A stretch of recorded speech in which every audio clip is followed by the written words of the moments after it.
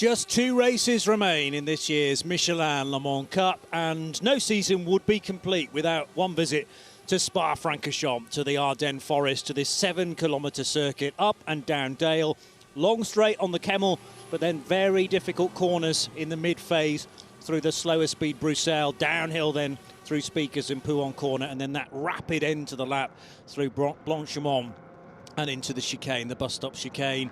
So many of these corners trip off the tongue because of the history of this venue. And we've got a championship potentially to decide today in the LMP3 part of the race. It's very, very tight for GT3 honours as well, and it did not go well qualifying earlier today for our championship leaders. Johnny Palmer and Graham Goodwin of dailysportscar.com to take you through proceedings.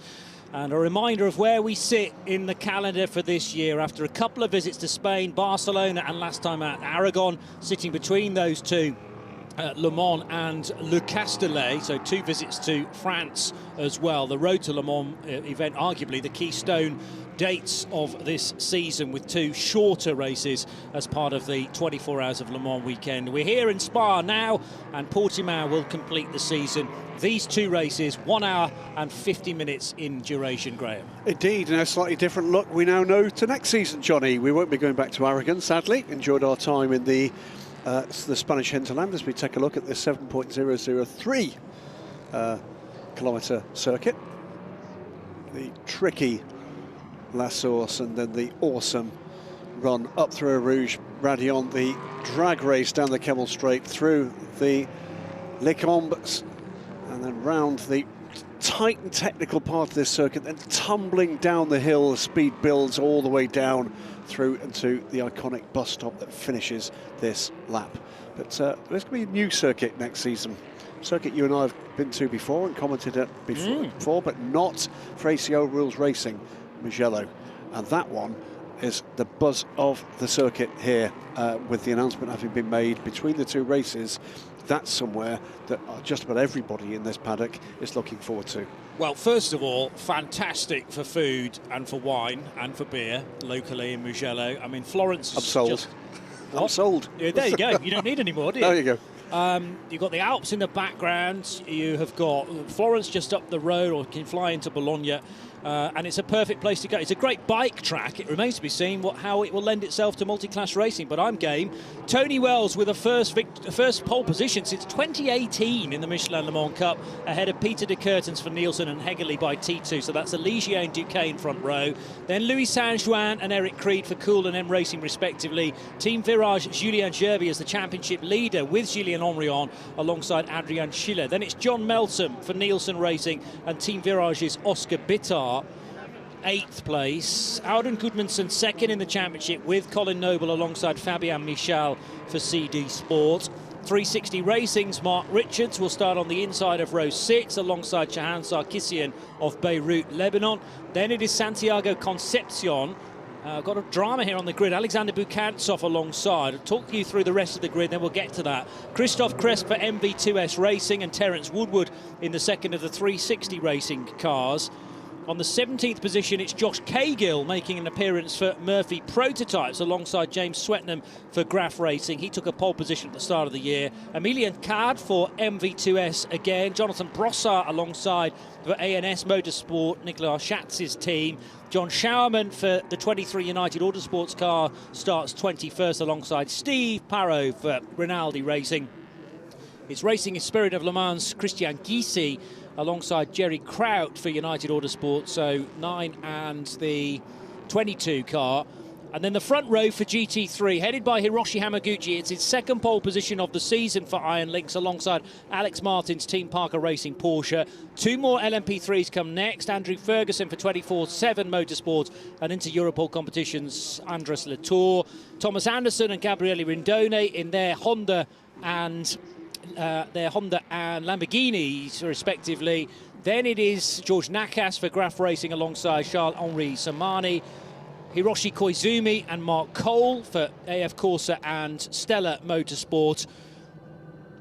Team Parker Racing's Nick Jones in his newer Porsche compared to the sister car within that team, and the GMB Motorsport car of Lars Engelbrecht Pedersen Racing Spirit of Le Mans did not set a time in qualifying. They couldn't get the car restarted after the red flag when everyone returned to the pit lane, and Bryson Morris is tucked in there in the number 15 car for Inter-Europol competition, and another car that in fact caused the red flag and therefore could not set a time is Anders Fjordbach, who has been told by the race officials that he must start that car for HCR with caffeine 6. That is the regulation, that if a car cannot set a time in qualifying, then it must be the quickest driver who starts it. So Val has a clo for Racing Spirit of Le Mans needing to do the opening stint in the number 10 car. That will not have been part of their plans coming to this race meeting, Greg. No, and strategy is everything, so it's going to be interesting. What you're going to see is Anders Fjordbach, I'm sure, punch his way through this field and then look to build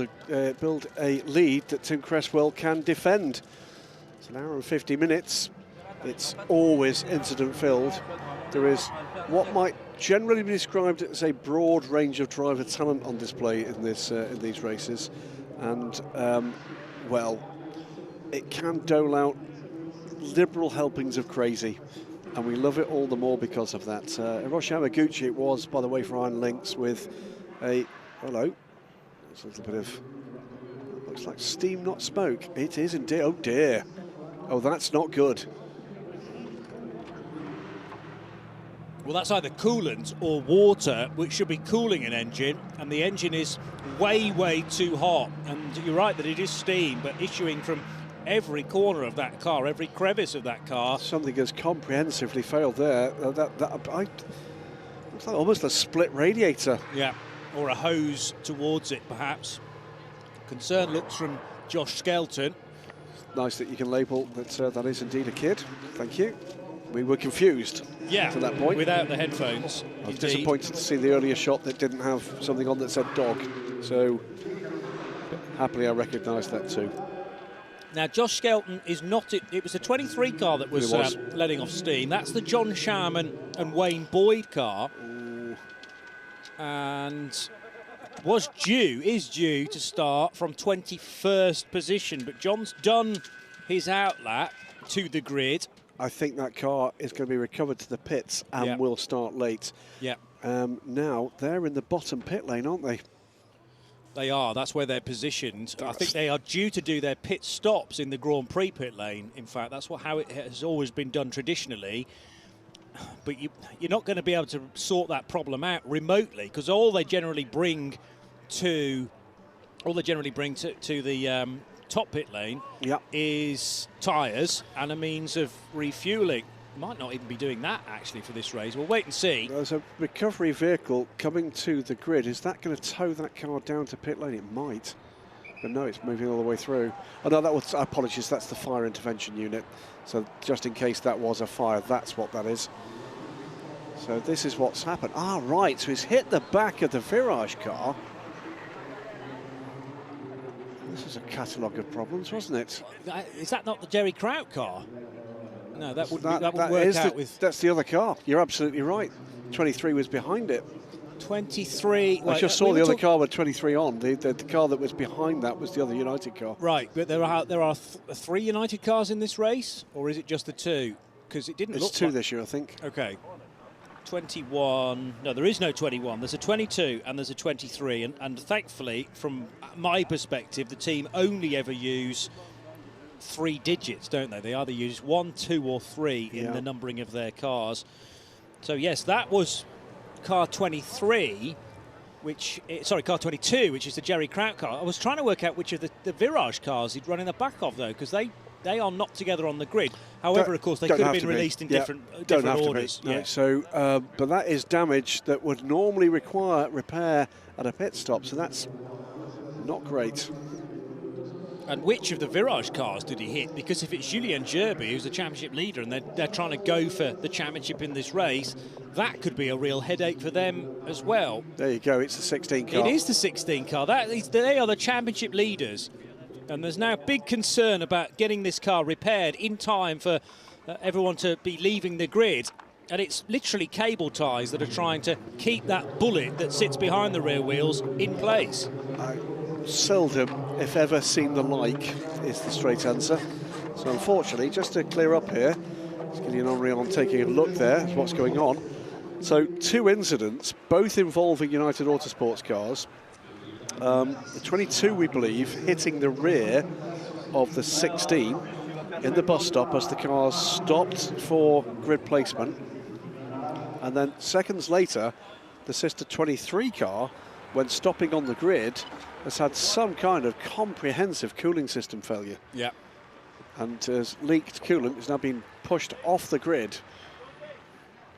We are, by the way, 10 minutes away from this race getting green flagged, as in everyone heading down to the first corner at La Source on the first racing lap. So they should be being released in about 5 or 6 minutes for a steadily paced green flag lap behind the lead car. As that car going behind the pit, it is indeed, they're going to push it backwards behind the pit wall into the main Grand Prix pit lane.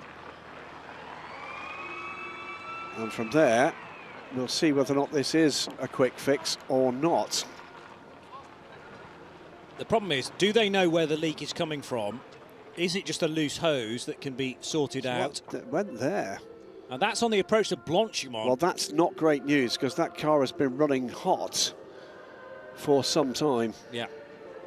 Well, I mean, Blanchimont is reasonably close to the end of the lap. However, it's then going to take a fair bit of time because of the collision that happened ahead, we think, for the cars to get through and onto the grid, and only then did it start to dump a load of coolant. That car is being pushed down to the endurance pit lane, so where they will try to effect a repair. Yeah.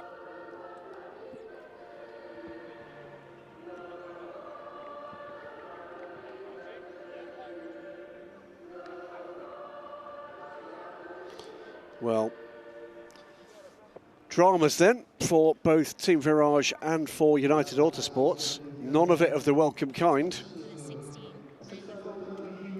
We're also hearing from Steph Wentworth that the continued repairs are still ongoing, and the bullet has to be intact, or both bullets on the rear of the car have to be intact. We often see them torn off either as part of race contact or if a car ends up in the gravel trap, and the team are then instructed to fix that in time or during the next pit stop. An ACO official there has just stepped in to make sure that it's solid enough. Is that solid enough? I think the other thing is we are 15 seconds away from the 3-minute board, and I'm pretty sure you're not allowed to work on the cars after that 3-minute board. Okay. Well, there's some mechanics over on the far side. They are in attendance of a car. They're not actually working on it, though, so there is a difference. Fair enough. Ivan Muller, racing legend himself, of course. And, looks after the M Racing effort here that qualified so well earlier. It's right up at the top with Erwin Creed at one point, but on the second row of this grid, 3-minute board is shown.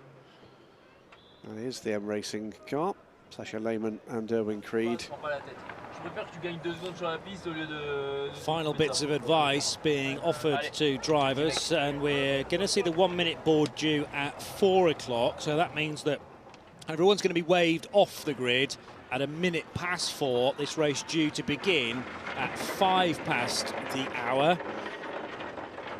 Bits of extra bodywork, some noses for the LMP3s and maybe rear decks now being taken the correct side of the pit wall after they were brought in last minute. The gap on the grid then is where the 23 car of John Showerman should be sitting. That's 21st position.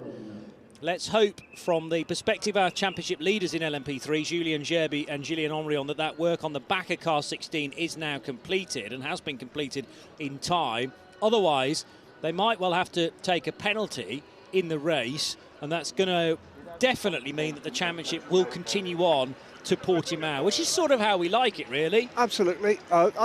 Whatever else happens, I hope that has not cramped the style of the 16. They've been really good this season, and nobody would want an incident like that to affect a championship run or a race run. That's not what this is about. I know that everybody involved, including United Autosports, would agree with that.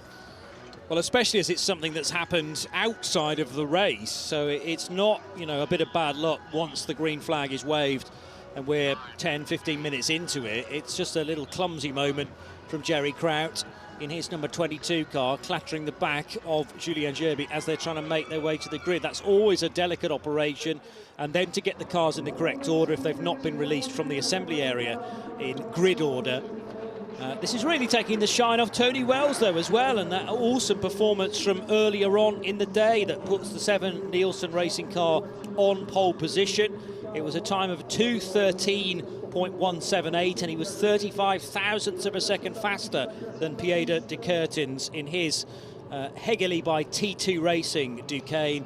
Pole sitter in GT3, Hiroshi Hamaguchi, for the second time this year, at 2:18.160, nearly a full second faster than Alex Martin's Porsche, this car number 64. Indeed, and bouncing back, Tony Wells, after what was a trying time at Aragon in both the Michelin Le Mans Cup and the European Le Mans Series, at what I would politely describe as a rubbish weekend from his point of view. And we'll be looking to use this pole position to bounce right back from that and onto form as the pace car pulls away, leading car is away, and away goes the field, all bar one, which we might just get a glimpse of down in the endurance pit lane. So if you're joining us late, some dramas coming to the grid for both United Autosports cars. 22 Jerry Kraut hitting the championship leader in the rear as the cars came into grid formation.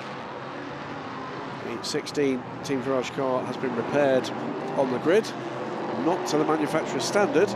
Let's hope it off to do the race. In the meantime, the 23 car had what can only be described as what appears to have been a pretty catastrophic failure of the cooling system on that formation lap, and has then deposited the contents of its cooling system all over the grid. The car's been pushed down to the endurance pit lane. We start the formation lap. It's an hour and 50 minutes. It is 39 cars that should have started here. It will be 38 cars to take the start at least, because if the United Autosports car repair is completed, they will start a lap down, and my guess is it may take longer than that.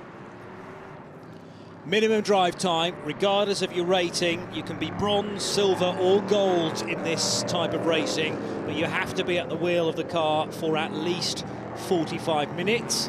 That doesn't necessarily have to be done all in one go, but it certainly makes sense to do it that way, unless we have a slightly awry safety car, which means that it's worth pitting during a caution and actually getting a driver out and then back in again. A reminder of the grid on the bottom of your screen. I've run through that once before, but you can take notes of it second time around should you so wish. Also, unlike the World Endurance Championship and the European Le Mans Series, if we do have a safety car, it doesn't close the pit lane. You can pit anytime you like during the safety car, and on the rare occasion where we might get a full course yellow, same goes. So we don't have to worry about being locked out of the pit lane in the Michelin Le Mans Cup. That is the state of the grid after John Schauermann's car let rip with coolant pouring over the road surface.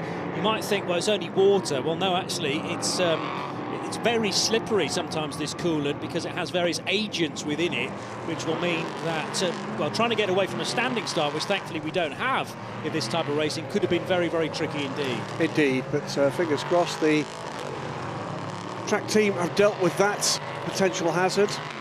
Hopefully the teams that are going to encounter that will know what they're going to be dealing with, and hopefully the 23 car can be repaired and can join this race.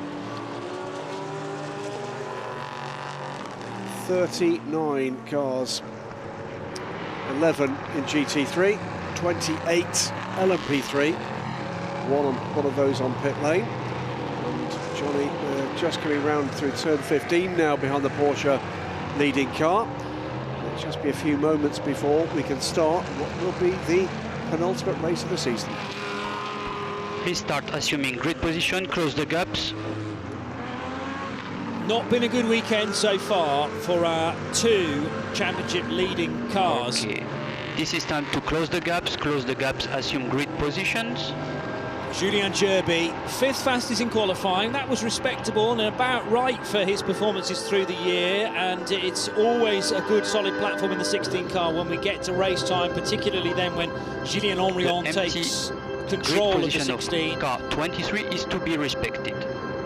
And yes, that's the other crucial thing, is that with no 23 car on the grid, then everyone must act as if it is still in position in 21st place. So that should not mean that 2 places further back, Christian Gysi could take advantage of that from the 23rd position. He needs to give at least a car length in front. Tell you from a camera view, we've got the 23 car is being attended to on the Grand Prix pit lane and has not yet been buttoned up. You can see the car controller, there he is, Jim Hersey from United Autosports,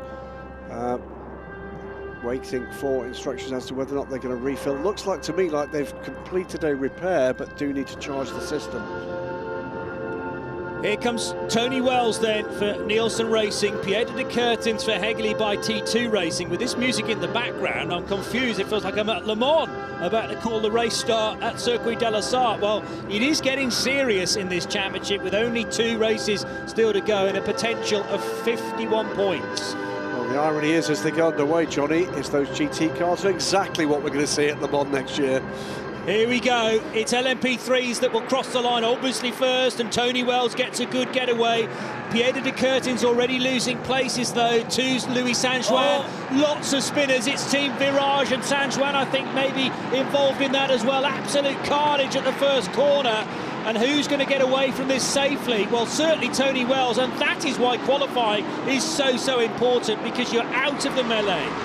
Both of the Virage cars involved in that. One of them lost a rear wing and almost connected the pit wall. And one of the Cool Racing cars was rapidly going backwards. There's certainly is that a GT3 rear wing, no, or is it a P3? It's one of the Virage cars. I hope he realised that before he got to Radion, because that would have been... Big damage to one of the Inter-Europol competition cars as well, with the rear wing not fully detached, but at a very bizarre angle. Tony Wells led at the end of the Kemmel Straight. Pieter de Curtens back up to 2nd place. John Melsom now in 3rd, ahead of Erwin Creed and Adrian Schiller for M Racing and Cool Racing respectively. Very busy in the midfield, heading through Le Fagna. Be careful, car 22, 23. However, the 23 car cannot join the race just yet. It will have to start, I believe, a lap down, and that's precisely the reason why you don't want to be letting a car out of the pit lane and straight into that sort of scene on the exit of turn 1. We also saw, by the way, the number 16 car was involved in that and also took another hit in that rear corner, and all that good work has instantly been undone. So Julien Gerby, the championship leader, has got to the end of Sector 1, but he's down in 36th position with Oscar Bitar, his teammate, in 37th. We are going to see car 23 released from the pit lane, though, now. John Schauerman is at least in the race, and let's hope that that overheating issue has been solved. Race start, unsurprisingly, is under investigation, and a chance for Graham Goodwin and me, Johnny Palmer, to witness it again. Well, it was Julien Gerby in the middle of the road there from 5th position.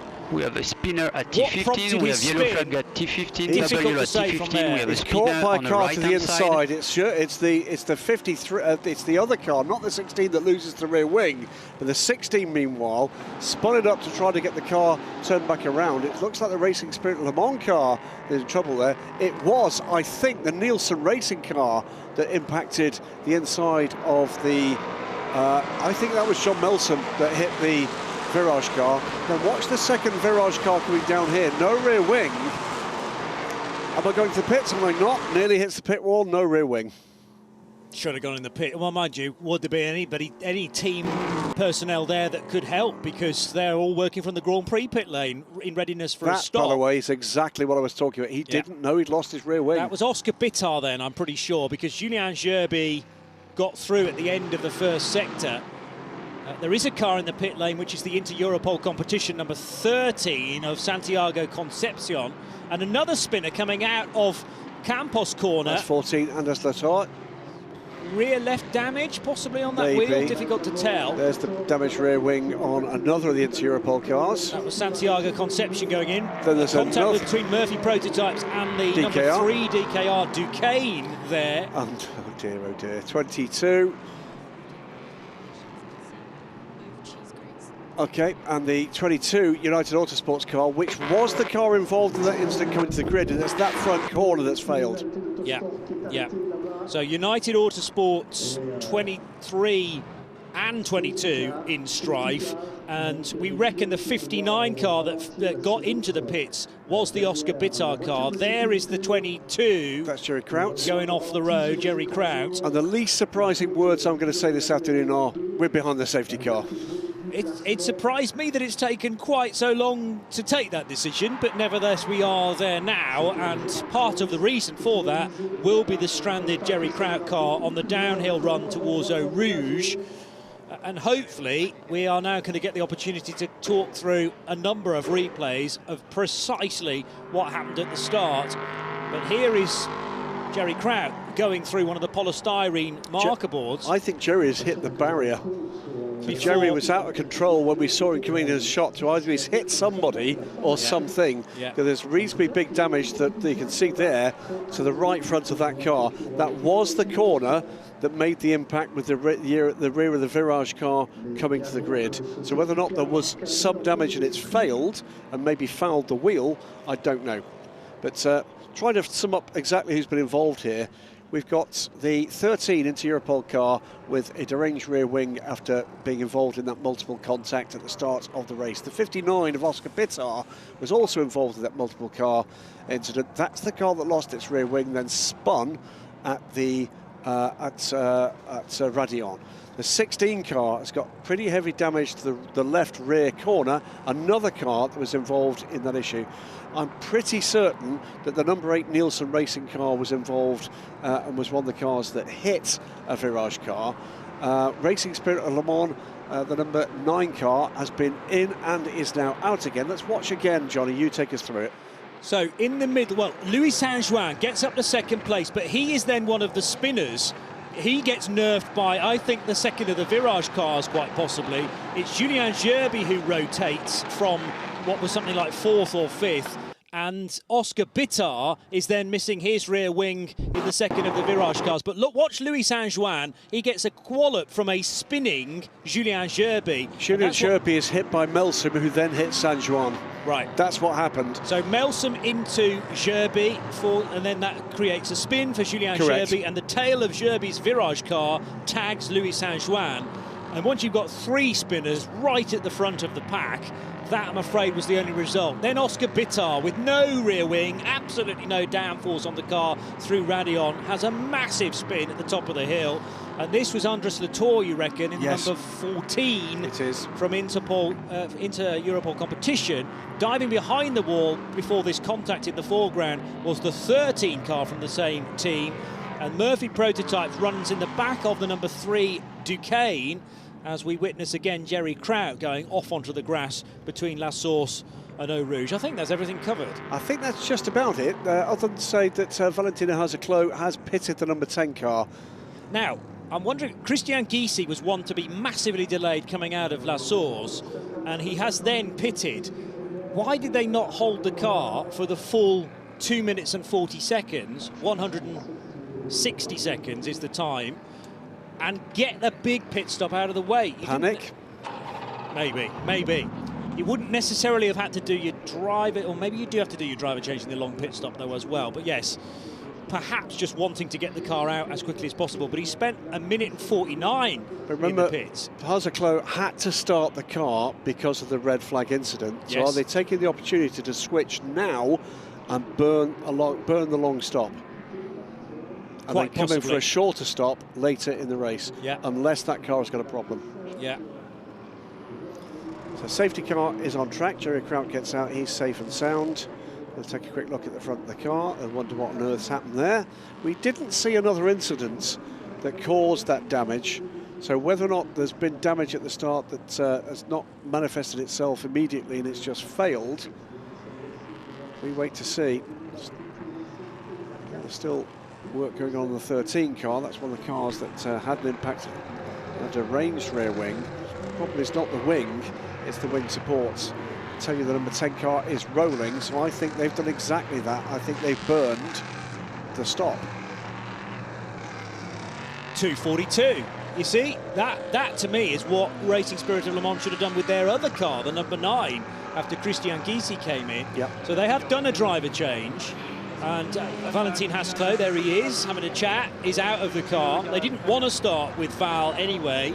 Get him out, burn some bronze time behind the safety car, and they've also crucially got that big stop out of the way. Which means when they come in for the stop mid-race, for Hasclot to get back in the car, they can complete that as quickly as possible. Yeah. Whereas everybody else around will have to be in the pit lane unless they decide to do it under the safety car, but they're running out of opportunity to do that. Everyone else mid-race will have to be in the pit lane for the same 2 minutes and 40 seconds. Another thing to say, by the way, is they've not lost a lap. So there was... The Team Tour car possibly causes the spin for the second virage machine, which then gets wiped down the left-hand side. This is a great view from our drone shot. They're collected by the Racing Spirit Le Mans car. Yeah, and that was right over the front right wheel, which will have not done the suspension any good treatment at all for Oscar Bittar. I would be surprised if that Bittar car can rejoin. I would love to see that. So that was another cool racing car involved.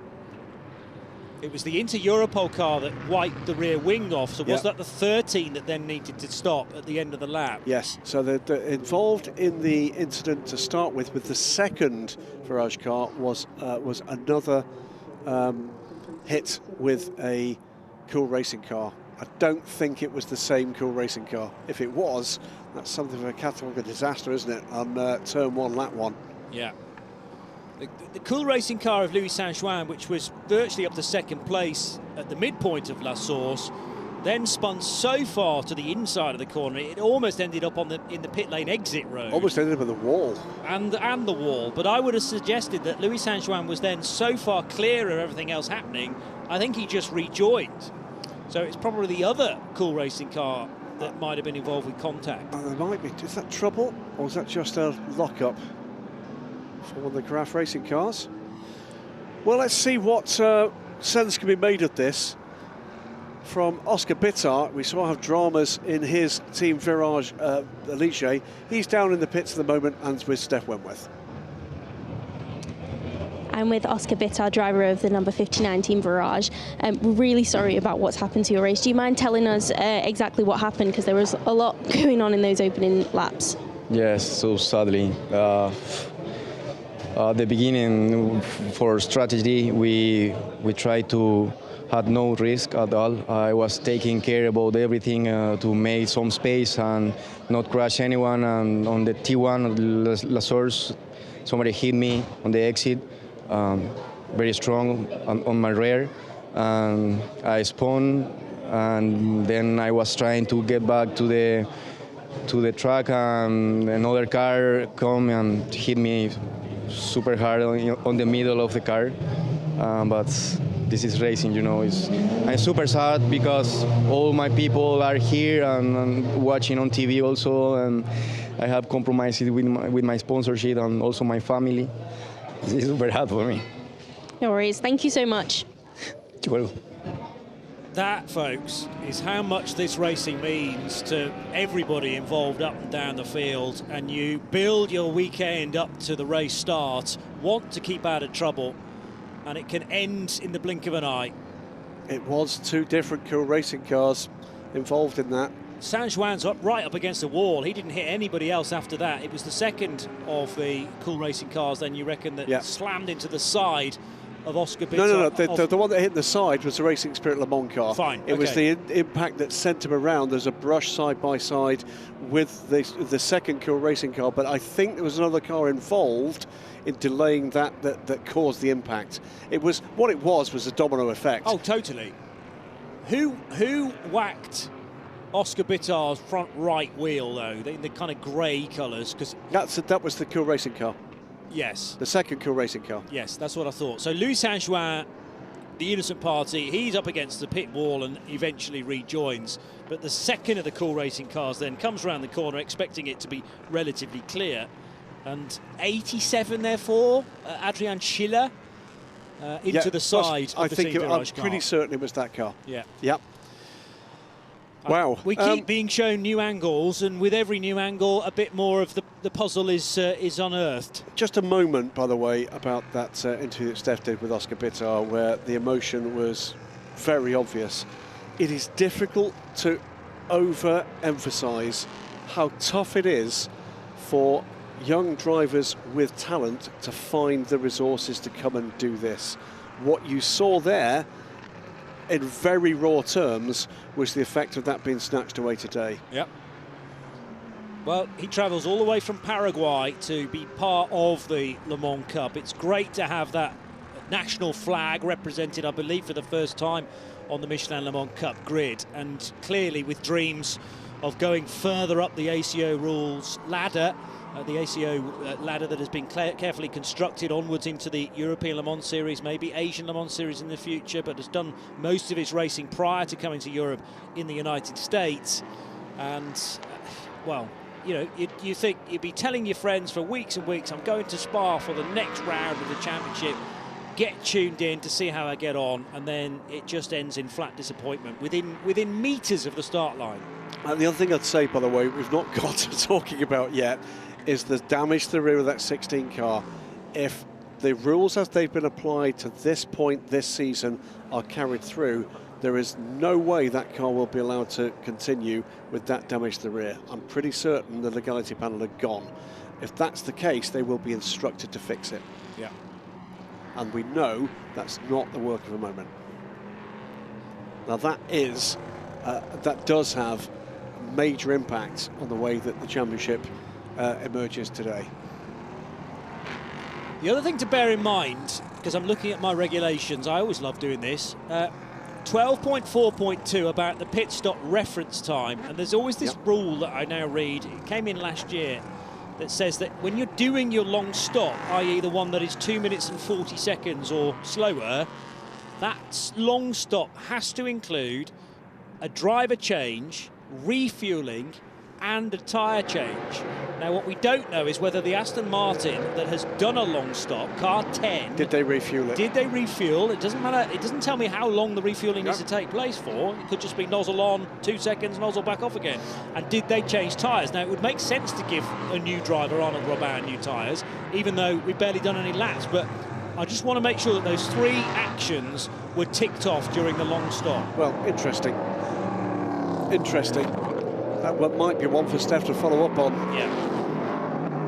I mean, Val Hasclo looked pretty chilled out. He was kind of, you know, I didn't want to be starting the car, but we were told to because the car couldn't do any times during qualifying after the red flag, at least. But if they want to be as quick as possible when they do their driver change, clearly the car's going to have to be refueled because they will have burned through quite a bit of fuel. And they'll be doing the tyre change as well. But did they do all 3 things during the 2 minutes and 40 that car has spent in the pit lane already? Rather than just doing the driver change, Robin through to Hasclo. So the front runners are zigzagging to keep tyre temperature and to keep brake temperature as high as possible. For Tony Wells in the Nielsen racing car and Pieter de Curtens for Hegley by T2 Racing, number 67. John Melsom also in there. And it remains to be seen whether any of these runners or further back down the field, like Owen Creed, Adrian Schiller, Aldrin Gudmundsson, Christoph Cresp, whether they will be looked at in terms of their part, the La Source incident. Because we reckon possibly John Melsom into the side of one of the Virage cars, which subsequently then made contact with Louis Saint-Juin. And if the race officials can work out precisely where all of that Turn 1 incident happened, there may well be penalties to come. Yeah, car 16 is now under investigation for the starting procedure on the grid. That has to be mechanics working beyond the deadline, the normal deadline of having to stop touching the car and then eventually exit the grid for the minutes countdown.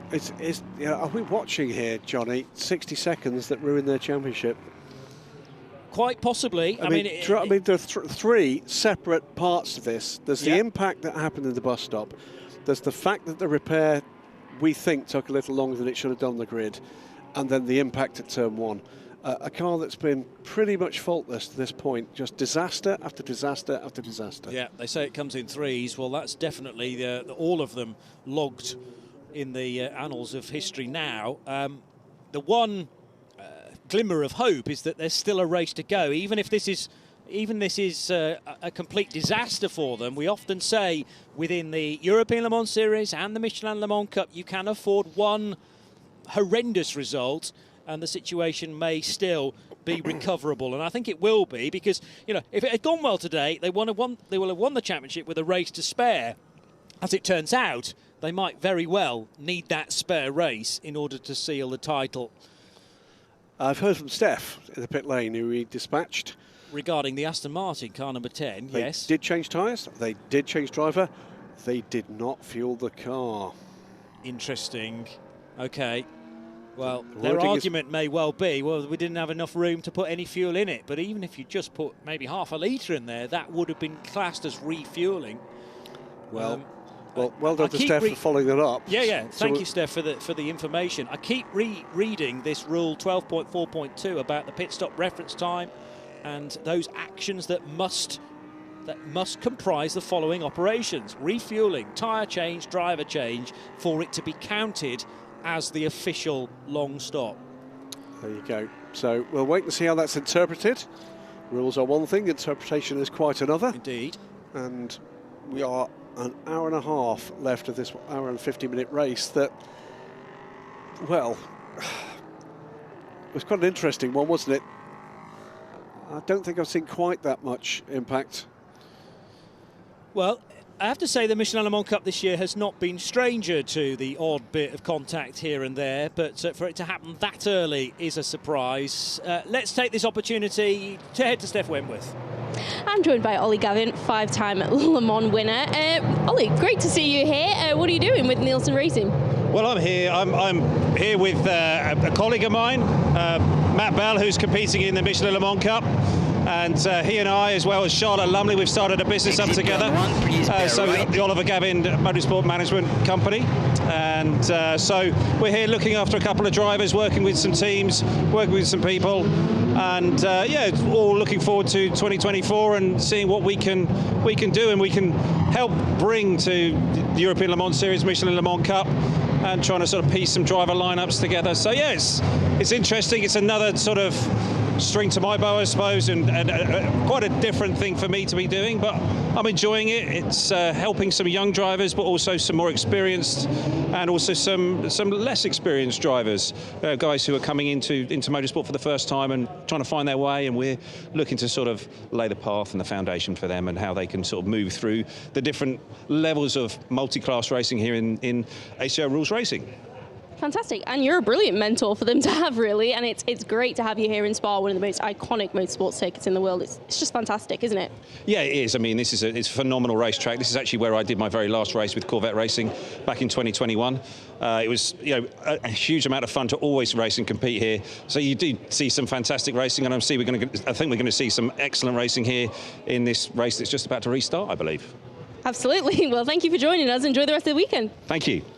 Sports car racing legend Oliver Gavin there.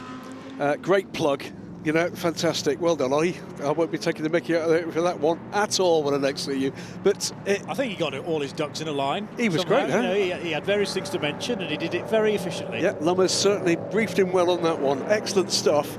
But he's right. The weird thing is, even though I've been seeing them sitting next to each other in the press room, whatever, I didn't know they worked together. I'd not got a clue. Oh, really? No, so that's the information to me. There you go. But he's right. There is a science here about piecing together these deals to make this happen. You saw another side of it with that interview with Oscar Bittar. It's a different side to the same coin. It doesn't happen by osmosis. It happens by putting people together who've got the equipment, who've got the resources, who've got the will to come and do these programs, then finding people with the talent and their resources and making sure that that's a good fit. That's the key, and I think that's what Ollie was crowbarring out there in his explanation of what he's doing here with Matt Bell, with the teams that I know he's looking after. You know, he's managing drivers up and down the pit lane and trying to put teams and drivers together. This doesn't happen by accident. A lot of people work very, very hard to put together these races and this level of entertainment, if you like. And like I say, one final time, you saw the other side of the coin with Oscar Bittar when it goes wrong. 100%. And I hope, you know, with time, Oscar can realise this is just one bit of his career, and what doesn't hurt you, just makes you stronger at the end of the day. So let's see how much we can see from the young kid from Paraguay next time out in Portimao, 4 weeks away from that. But that we remain in the same order. This also could be crucial from a burning bronze time perspective is concerned. I think pretty much everybody running around at the moment has utilised their bronze driver. Those two at the back with a question mark. Well, but we've had the driver change in the number 10 Aston Martin. And also Tim Kresick is aboard the HCR with caffeine 6, but that was a quick pit stop for them. So the two teams that had to start their pro-ranked driver have both opted to make that switch.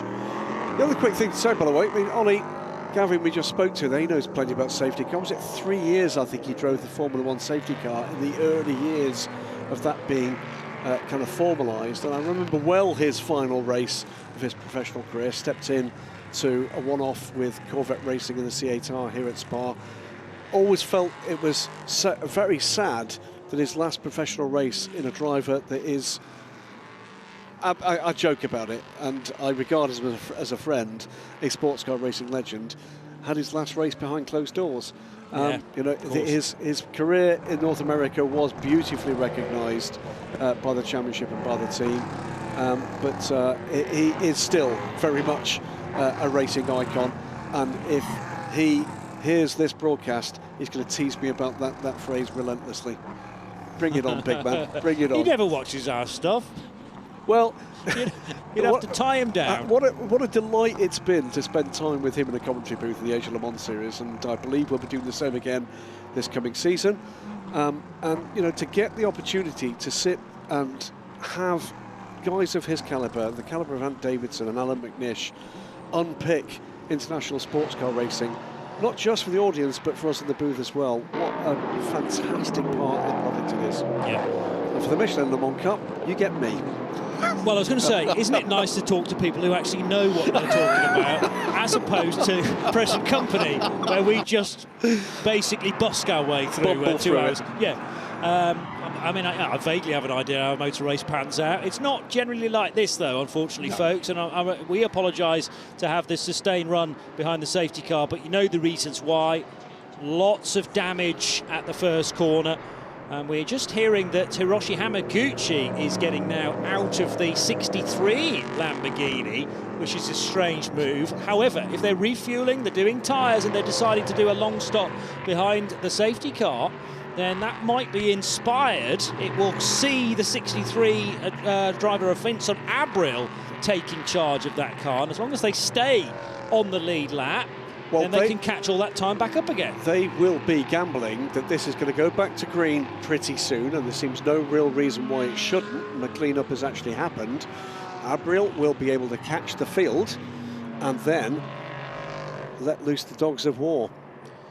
However, there will only have been 26.5 minutes worth of Hiroshi Hamaguchi driving the car. He needs to do a minimum of 45 minutes. So remember, he'll have to get back on board later on. But they'll be gambling that the rest of the field has to do their long stop under green flag conditions. If they've got this right, Pere Garcia, who's 360 Racing's XW Series racer. Great to see her here and enjoying the show. She'll be taking over the 25 360 Racing car of Mark Richards currently. Just have a little look at how Mark is doing at this stage. No doubt involved in that early incident. Oh no, actually not so. He dodged a lot of that, so he's up to 8th position already in the 360 Racing car. Safety car is going to be in at the end of this lap, so the pace is definitely picking up now by Tony Wells, and those tucked in behind. It should be a single file restart. Briefly from distance there, it looked like it was going to be 2 by 2, but it'll be a standard safety car restart of single file, with Tony Wells ahead of Pieter de Kertens, John Melsom third, Erwin Creed fourth, and Adrian Schiller in 5th position ahead of Alden Goodmanson and Christoph Cresp. Leading GT3 by a big chunk is Alex Martin. He has 5 LMP3 cars between him and the 2nd place car in GT3, which is Thomas Anderson's GMB Motorsport Honda. Back to racing we go, Graham Goodwin, already starting to overlap, and you're not supposed to overtake before you get to the finish line. Well, this throws the cat amongst the pigeons, doesn't it? We'll say, by the way, the Iron Lynx car has not left the pits, so they will lose this lap, but may well gain that back with another pit stop, but it's not the big advantage they've been looking for. I think they've done this a lap late, is the straight answer, so we'll wait to see just exactly where Vincent Abriel rejoins this race. He will at least join the rear of the queue with the cars pretty closely together. But away we go, an hour and 21 minutes remain. It is Tony Wells from Peter de Curtens, John Melson, Erwin Creed and Adrian Schiller. Then Auden Gudmundsson, they're your top 6. Adrian Schiller is lighting the blue touch paper already and trying to get level with Erwin Creed. So 2 Duquesnes running second and third. De Curtens ahead of John Melson as they're looking at the inside of Auden Gudmundsson is Christoph Cresp in the number 28 car for MV2S Racing. No way through there, and they've got a very quick Louis Saint-Juin tucked in behind, who was involved, remember, right at the start, rotating across the nose of so many cars. But Louis Saint-Juin, assuming the car wasn't too badly damaged, should be very quick at this restart. We'll say that there are 3 cars that will not be rejoining this race. The 22 we saw being carried away, the 13 Inter-European competition car, that's not rejoined. And as we saw with the interview with Steph earlier, Oscar Bittar's 59 car, that car too will not be playing any further part. But Vincent Abriel has joined the race after that pit stop under the safety car, but delayed on rejoining. They weren't quite quick enough to get to pit out before the safety car train was on the pit straight. 1.5 seconds the lead now for Tony Wells. We've not even completed a lap under green flag conditions since that safety car retreated. It is growing even more. 2.3 over Pieter de Curtens, who appears at this stage to have no answer to the pace of Tony Wells from the northeast of England. De Curtens of the Swiss outfit, Hegerli by T2 Racing, wanting to really stay as far ahead of John Melson as possible, so there's no pressure from behind. And Melson in turn has got his hands full because Erwin Creed is only 1/4 of a second off his back bumper. Yeah, Melson is right as close to Peter de Curtens. Will be in a hurry to get by because he will be able to see that Tony Wells is extending that lead. It's already up to 2.5 seconds. But Melson has got his mirrors full of Erwin Creed, ex-WC racer, Pothumier. Down the hill they go. This is lap 9, heading for Eau Rouge again. Tony Wells, 2.7 seconds now, better off than everyone else. De Curtens and Melson about a second between their Duquesnes. Erwin Creed looking for a way by, and in GT3, well, we're not looking at Alex Martin. Instead, Anders Fjordbach started the HCR car, but now has Tim Kressick at the wheel. And Kressick desperately trying to find a way by Lars Engelbrecht Pedersen in the number 88 GMB Motorsport car. So that's the scrap for 9th and 10th in GT3. But as I've mentioned, Alex Martin has now the cushion of 4 LMP3 cars between his Porsche and the second place car. There was a little bit of side-to-side contact there, exiting La Source between Thomas Anderson in the 55 and the Lamborghini. Meanwhile, I think Kressick avoided any contact with the number 88 car, but it was nip and tuck. Wiped off a dive plane, by the way, from the Lamborghini in that tussle. Oh, huge incident heading into La Fagna corner, and that's the back of John Melson's car, so that has to be Erwin Creed, who was trying an overtake for 3rd position and smacks into the back of John Melson, immediately eliminating him from the race. And we go safety car again. Erwin Creed had a great run out of Pouhon, but he didn't have the open door to allow his car, the M Racing Machine, up the inside, and consequently do we now see Auden Gudmundsson up to 3rd position. Debris everywhere. That was a huge hit from a long way back, and presumably ill-judged from Erwin Creed. You've got to check, of course, how John Melson is, because he will not have been expecting that. And further reminder of some of the speed differentials we're talking about around this Spa-Francorchamps circuit. That was a big hit. Let's hope he's okay. And it will promote. Watching it again. So it's Creed looking for a way by. Misjudged the overtake. But the speed difference was huge. Yeah, It was, and I mean, sometimes that's down to a good exit actually way back at turn 9 that's then amplified through Pouon.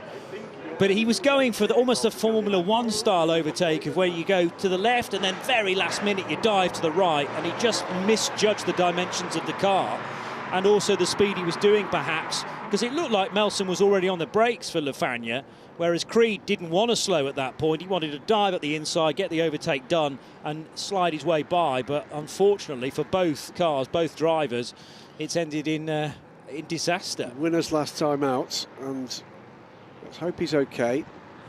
He may well have said, need a bit of help getting out this car. That was a big frontal impact for John. Well, 2 impacts, one to the rear of the car, which was very significant, and then head straight into the barrier. See it again, ducks to the outside, and then just swipes the rear of the car. Pitches the Nielsen car, well, sideways into the barrier. That will take the wind out of his sails. Then a second rear impact. Into the tyres, yeah. It will not be a surprise if he's feeling that. And then we've not seen what's happened to her in Creed's car, which lost a wheel in that impact and will therefore have been unable to steer.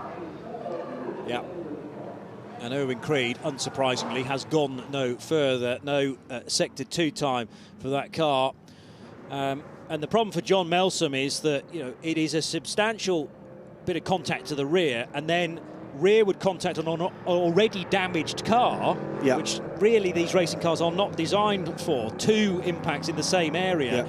And that will almost certainly will have winded him because of the weight of those tyres, and you're smacking into those with a car that is still doing a good rate of knots. So I'm guessing what we're seeing there, we saw the marshal get to the car very quickly, opened the door, spoke to John, then got his cans back on and was talking to race control. John has not moved from the car, and my guess would be that John has said that he does need some assistance. Yeah. Now that wouldn't be a surprise. 3 impacts. Impact from the rear from Owen Creed, impact side to the side with the Armco barrier and not the tyre wall, which spun the car around, then a heavy impact again to the rear with the end of the tyre wall. And if a driver says, I'm not particularly comfortable, complaining of back pain or similar, then the marshals do not risk anything there, and they will wait for the rescue unit to arrive on the scene, and extraction will be done very carefully indeed. However, from the teams that are still running in this race and are not affected by that incident, they will be keeping their eyes closely trained to the clock, with 45 minutes, the crucial time to be behind the wheel. If you are a starting driver, you only need to be piloting your car for 45 minutes, and with the majority of the field going with a bronze-rated driver initially. We may even be in the zone now where the pit stops to switch drivers can be done under the safety car, and then it will be the delight from our perspective of enjoying all of the semi-pros and pros going hard at it when we finally go back to green. Well, we've got 2 very badly damaged cars. We have a debris field. We have a damaged barrier at least one place. And we've not yet seen where the M Racing car ended up. So hopefully both drivers are okay. Unsurprisingly, that incident will be investigated, but after the race there was no urgency in doing that. Both cars are out of the race. There is Ivan Muller. There'll be worrying moments for him. So hugely experienced racer. So we're going to see again the start of this race with all sorts of mayhem coming after the apex of La Source. 1 impact, 2 impacts, 3, 4, 5, 6, 7 and 8. There was actually a secondary spin for Julien Gerby. He was facing the wrong way and he tried to rotate the car. That was Christian Gysi, the last to leave the scene, by the way. And how late was Oscar Bistar? How late did he decide not to go into the pit lane? He was virtually there, but Bittar's rear wing left in the middle of the track. Christian Gysi for Racing Spirit of Le Mans leaving the scene then in car number 9. But yes, in order to get the car rotated and pointing in the right direction, Gerby then had another almost full rotation and eventually did find his way to Eau Rouge, and just about safely. We then got underway after a lengthy safety car, but this has brought out the latest one. Erwin Creed's, all 4 tyres of Erwin Creed's car left the road briefly. How much energy there was involved as all of a sudden his car slowed dramatically after slamming into the back of an innocent John Melson. His line did not deviate once, but Erwin Creed clearly misjudging either how close he was to the number 4 car or the dimensions of his own car. And as you've mentioned, we haven't yet worked out where Erwin Creed has ended up on the racetrack. His car now being shown as stopped for M Racing. And there it is, in fact, with the front left wheel still connected to the car. But as I say, all 4 Michelin tyres were off the road at one point to show you how much energy and how much G-force was involved. So if you're not familiar with these little LMP3 cars, very strong cars indeed.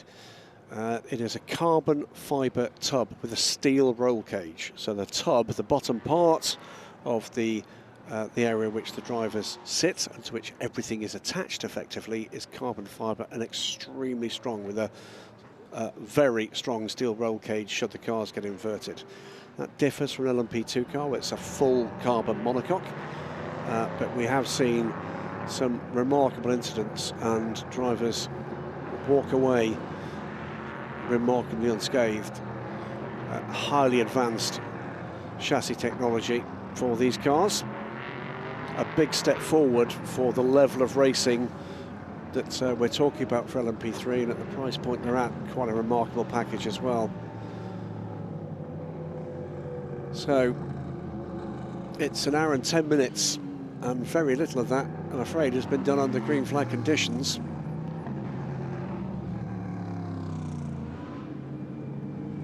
And the crucial thing is, as I say, I don't want to turn our attention to strategy when we've potentially got 2 drivers who are in some difficulty, perhaps, although Erwin Creed was out, wasn't he? Erwin Creed was out that car. That car has been lifted, so he's got out that car quite quickly. But the medics are on the scene now with John Melson and making sure that he is comfortable. I think part of it will be the shock of just not expecting a huge impact there from absolutely nowhere. And then, as you say, 2 further impacts with the Armco and with the end of the tyre wall. However, race teams, yes, they'll be concerned about what's gone on at the Fagnes, but they'll also be thinking, how can we win this race from here?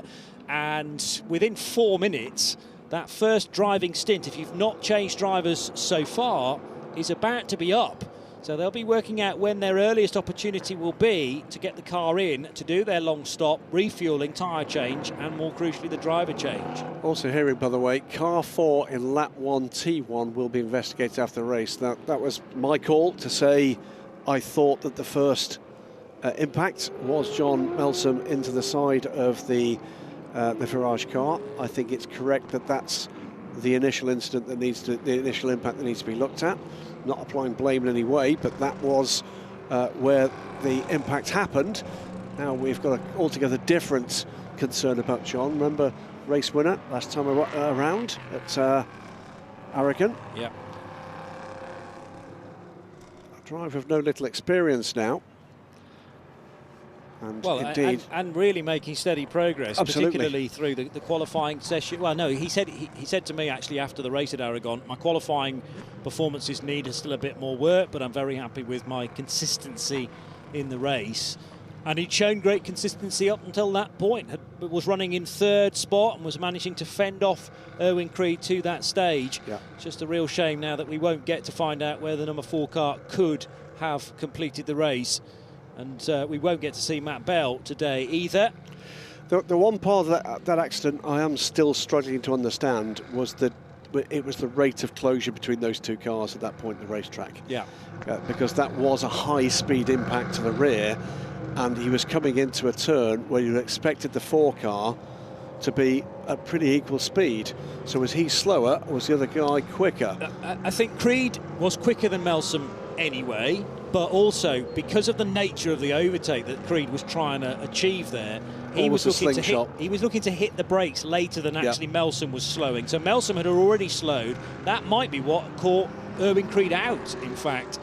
But you know, you can, as long as you're on the inside without the contact, you can afford to brake a little bit later and out-position the car you're overtaking. And I think the brakes are so efficient on these cars that if one hits the brakes maybe just a metre before another, that's the sort of differentials we're talking about. Big brakes, light car, you're absolutely right. So one other piece of information hearing from race control, car 16, championship leader, we said we thought this might happen, to repair the rear wedge of the car at the next pit stop. Also, incident involving cars 22 and 16 during the installation lap will be investigated after the race. That was the hit from Jerry Kraut, that car out the race, to the rear of the 16, which is this initial damage on the Virage car. That will be investigated after the race. It's going to be quite the paperwork backlog in race control. Yeah, bang goes the idea of an early night, I suppose, in amongst the office there and the various team members involved. Yeah, they'll be on the phone now to the free to eat, cancel the table they booked for 8 o'clock. Can you do takeout? Can you deliver? Yes, indeed. We're at Spa circuit on the main straight. Whatever else, we've now seen the number 4 car being lifted. That means that John is out the car. I wish him well. Hope that that just was a bit of the shock of the multiple impacts and nothing more than that. When you're not braced for something like that, it can certainly have its ill effects. Neil Jarni, interestingly, taking a look at this race as well. We will see him in action tomorrow in the European Le Mans Series. He's in the Duquesne pit by the look of the green and black background. Very slow here for one of the cars trying to make it into pit lane, much slower than it needs to be, and this is going to cause problems, surely not for the 16 again. It's a 360 racing car, but who's in behind? Was that the 16 reaching more delay? Yes, it is. It's Julien Gerby. Dear, oh dear. So the 26 car of Terence Woodward almost conking out as if it was short of fuel. It can't possibly be because the car's only done 45 minutes and most of it behind the safety car. Terence Woodward, remember, at Aragon, that horrible moment where the fire extinguisher went off during one of the sessions for him and he had to pull out of the session. Absolutely covered in powder from the extinguishant. I wonder but big delay for Julien Gerby to get into the pits. Now we've reached the 45-minute marker, Graham. I wonder if rather than the pit lane speed limiter, he hit the kill switch. It's possible. It is possible. Now a very tight entrance here for the 88 car from GMB Motorsport. So this is Lars Engelbrecht Pedersen bringing his 88 car in to switch it to Jan Magnussen. Yes, that Jan Magnussen. Yes, indeed. Ex-Formula 1 and Corvette racing star. We saw Ollie Gavnitl earlier, one of his long time teammates, Jan Magnussen. And good example there of, we quite often hear from fans of endurance racing, we want more cars. Of course you do. We do too. But that's a good example of why that's tricky, because pit lanes get very, very, very busy indeed, and there is a safety aspect to this. Always got to think about, you know, keeping everybody safe, whichever side of the barriers they are. Meanwhile, look at this, how a championship can suddenly spiral out of control. They're deciding to tear that rear bullet completely from the car. This is the one that they were looking to fix on the grid, remember. I don't know how they can fix that. Well, they encroached the working time on the grid. They're now looking to try and rip out all of the mounting points, presumably, and just reapply a new one. But what's it going to attach it to? It's a whole floor. It's a whole floor that's required at the back of that car.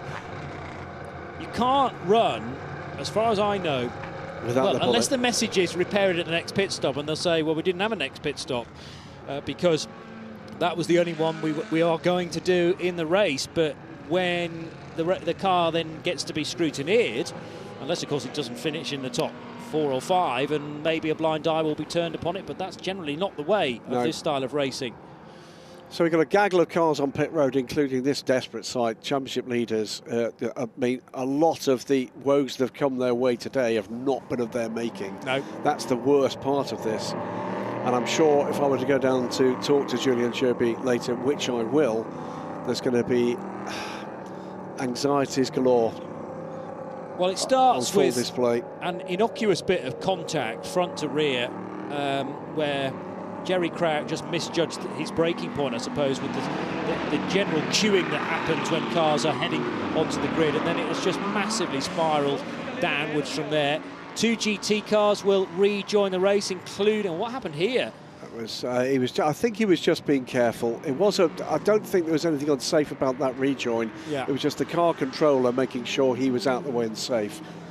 Looked dramatic, but he was doing what he had to do. Lots of tyre smoke. That's almost the American way of rejoining a motor race, though, and that will have been Kei Cozzolino in the all-red AF Corsa Ferrari, but also not too far away, Manu Collard in the white AF Corsa car. It's going to be a very lonely safety car driver because I think literally everybody for the remainder of this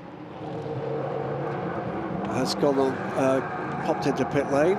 Well, they're doing this for two reasons. A, because most teams started with the bronzes, so it means that you're burning the 45 minutes and no more, but also, number two, how long's the safety car actually going to be out for? And the danger is that you wait too long, you miss out on the opportunity of pitting under the safety car, and there is so much to gain whilst everyone's tootling around at 60 kph. Well, rather bizarrely, what that's going to mean is that Racing Spirit Le Mans are currently 1-2 because, of course, their cars did stop earlier in the race. They will still need to come in for a driver change, but we've got 3 cars, all of which stopped early in the race, that carry on through, and Vincent Abriel will carry on and be 4th. So at the moment, with just about the whole field, behaviour car 26, that was the 360 racing car, at pit entry at 16:51 under investigation. I think you're going to hear that was finger trouble aboard that car. Either way, that car didn't have the go, did it? So Arnaud Raban leads Christian Guisy and Tim Kresick, but that's sort of not really where this sits. We're going to see all 3 of those cars back on pit lane at some point. But this is going to be a top. There you go. That's the safety car train. That's all she wrote. 4 cars. The most bizarre Michelin Le Mans Cup race you perhaps have ever witnessed, folks. We do have other cars in this race. By a distance, this has been one of the most. I mean, we've had some corkers on that front. I don't know about that. You reckon this is the most bizarre? There's still 59 minutes to go. It's true. It's just like someone has opened up a can of bonkers. Yeah. Agreed, and I mean, you know, if that was the first corner was a way of measuring how things were going to pan out over the next hour and 50 minutes, perhaps we should have stood even further back. But the spectators, I was about to say getting their money's worth, you didn't have to pay even to get in to witness this firsthand. As meanwhile, the 67 Hegerli by T2 racing car is about to go back into the race. They're making sure that the clock reads 0, though, and remember, it's so important to have timed how long it takes your car to leave your pit stand and down to the timing loop at the end of pit road.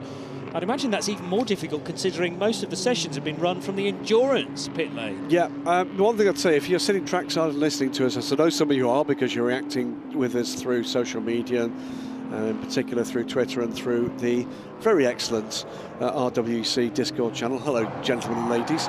And this is your first time trackside at an endurance race. Trust me, they're not all like this. Trust me. Well, Tony Wells can afford a wry smile there. I think he feels like he's in a good position to have come in as the race leader. Josh Skelton's taken charge of his car and heads back out now into the race. Jerome de Saint-Hilaire takes over the 28 MV2S racing car. It's Brent Verheyen in the number 67 Hegerli by T2 racing car. And who else have we got? David Drew for Cool Racing, joined by Cedric Ultramar in the other Cool Racing car, number 87. Colin Noble for Team Tour could yet have a big say on proceedings here. Number 77 taking over from Alden Gudmundsson. Philippe Chimodomo for the 29 MV2S racing crew. Kirill Smal in the number 2 CD Sport car. And almost too many driver changes to run through. However, this big chunk of cars that either have not pitted on this particular lap, yes, they didn't pit on this lap, but they have made stops. And some, of course, the exceptions being the Aston Martin, whereby the bronze driver does need to get back in to make sure they do the full 45 minutes. Catch up the speed. You may catch up the speed to catch the queue of the safety car. So that's an indication that we are going to be going back racing soon if they are confident that they can catch up at more or less full racing speed. Attention to all teams, there is no speed limit on the safety car. You have to catch the queue of the safety car. Yep, so that is race control saying get it sorted. You want to go back to green flag racing. Well, also, let's hope not, but maybe a bit of confusion as to perhaps this, you should be using your full course yellow limiter under a safety car. You absolutely should not. It's the safety car that dictates the pace, and the safety car is going to stay out for at least one more lap. So is this the Aston Martin that's coming down pit road? I believe it is, the number 10 from Racing Spirit of Le Mans. Again, very slowly there. Is the pit lane entry light on? Is that what's going on here? Is the red light on at pit entry? Is that what's causing the confusion? Maybe. We've had that before with failures of that light. Yeah. That's twice we've seen that behaviour, and it's very odd. Yes, true. Car 10 is under investigation for pit entry behaviour. Well, that would suggest, therefore, that it's got nothing to do with a red light. Are they trying to delay the driver change for whatever reason? This is putting Val Hasseclos back in, isn't it? How long has it got to be in the car? 45 minutes. How long? At what point did that car pit? It was after about 5 minutes, or maybe slightly more than that. Hang on, I may have that information, but I wonder whether they would maybe a bit short on the 45 minutes. I think they're short on the 45 minutes for Robin. I think that's what it is. Well, it started with Hasseclos. They then, during the first safety car, changed to Arnold Robin. The safety car. All cars to catch the cue of the safety car. But obviously, it was rather nip and tuck about the drive time for Arnold Robin. Hence, I've got 45 minutes and 6 seconds That's what for it was. Arnold Robin. They are had he not slowed down, they're going to be major trouble for that. Had they not slowed down, they would have been at 44 minutes and something. And however, they delayed someone by doing behind them. that, what you're doing is delaying cars behind you and really starting to bend the rules. Yeah. They wanted to pit under the safety car, obviously to take advantage of the driver change whilst everybody else is slowed. Had they waited another lap, the safety car may well have retreated by that point. However, the clock was reading 45 and 30 seconds. The key to it is their behaviour in achieving their aim. Yeah. That's the point, and therefore the investigation is correct. Had there not been a car behind them, would they have got away with that? Yes. I think they might have done. Yes. I think it may not have even been spotted that they were much slower into pit road, but you're hampering somebody else in the race, and that is well, very much frowned upon. We said, has this race got any more to give? It certainly has. And folks, the safety car lights are now out on the leading car, the safety car. So we're about to go racing once again with this bizarre situation of Tim Kresick leading the race in a GT3 Porsche. Terence Woodward, by the way, and again with thanks to the RWC group, 45 minutes and 2 seconds, and that was the other car that slowed down at pit-in. Yeah. Again, same behaviour. Interestingly, 45 minutes and 11 seconds being shown to me there for Arnold Robin's time. But they may not have been certain. It's still, well, no, indeed. But I think they only gained the 11 seconds by massively slowing down. Absolutely right. So, yeah, well. It's kind of the same result in that if they'd come in at full racing speed, or at least safety car speed into the pit lane, they would have been beneath the required 45 minutes for any driver in this race.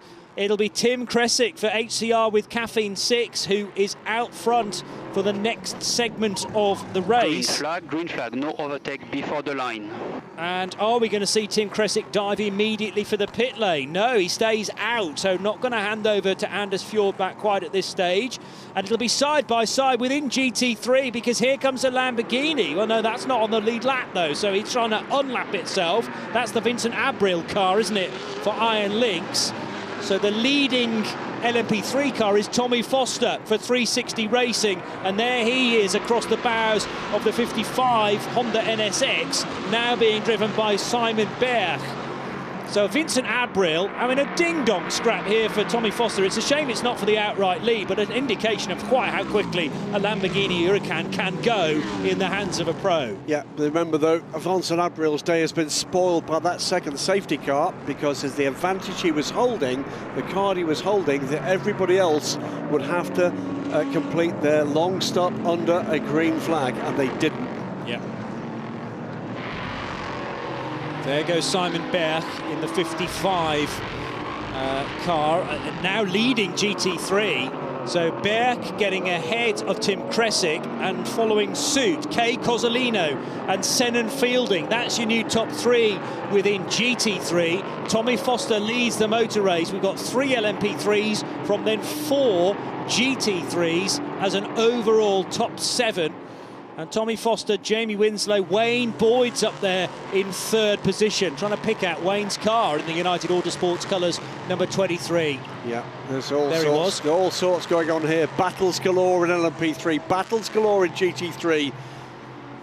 Like ferrets in a sack at the moment, and it's going to sort itself out. Let's hope without further incident we could do with seeing, and it's, as I say it, that I think is Colin Noble. It was coming out of Lefagna corner. How the heck did he hold that? Was he helped out there? Almost certainly yes. And leaping over the grass has punctured the front left headlight on that Ligier. But yes, he did incredibly well. Almost like vaulting Beech's Brook there for the Scotsman. Meanwhile, Tim Kresick under pressure from MV2S and a CD Sport car as well.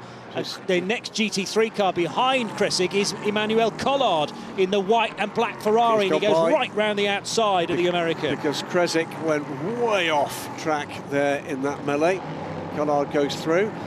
Meanwhile, Philippe Chimodomo has plummeted down the order in the second MV2S car. Huge incident then coming out of the final chicane, and that was contact with the A&S Motorsport car, and it's accounted for one of the CD Sport machines as well. So it's Nicolas Schatz and Franck Chapard, I reckon, colliding with one another. But Schatz nerfed into that spin. I'll need to see that again to find out exactly what happened, but double waved yellows, and surely another safety car, because 2 very stranded cars, they're going to go nowhere. Still racing at the moment, and Colin Noble now right on the tail of David Drew for Cool Racing. There's also a severely damaged number 29 from MV2S Racing. That's the Chimodomo car that has been plummeting down the order. Well, someone else plummeting down the order as well, just keeping an eye on who that was. I think it was Tim Kresick, seems to have lost a lot of places. We've had an hour, we've still got 50 minutes, and it's our 3rd safety car as Colin Noble makes contact just slightly with Simon Berg's GMB Honda on the exit of Bruxelles corner, and here comes Philippe Chimodomo arriving on pit lane. Damaged rear right. Looks if it's either puncture or no wheel on that side, but those 2 cars have gone no further, and you can't continue the race with that on the track. So 3rd safety car. What I don't yet know is what caused the spin for Nicolas Schatz, but it was almost certainly not Franck Chapard. And this is not the incident. This is Colin Noble. I think he just got behind the Audi and lost the downforce. I think he was just too close to the Audi coming through. And here we go. There's the A&S car. It got hit by an Inter Europol car, and then the CD Sport car had nowhere to go. Yeah, I did think Chapard was watching the background, completely the innocent party there. But you need to identify which Inter Europol competition car it is, because there are 2 that are in that paint ski. It was tricky to tell from that distance. I think that might have been Chris Short. Yes, who had a moment earlier on in the day during qualifying. So you're right about, well, there is no rear wheel to it now. Maybe it didn't have one when it came in either, Philippe Chimodomo. But it's also taken that rear, the rear of the rear deck and the legality panel with it. In goes Tim Kresick. That surely is to hand over to Anders Fjordbach, and that's worked out quite nicely for HCR with Caffeine 6. I was thinking they'd have to do their long stop and their driver change during green flag conditions, but I mean, it was probably quite a high probability to think we're likely to get another safety car. We've had 2 of them in the opening hour, and one of them happened even between turns 1 and 2 on the opening lap. Very messy race indeed.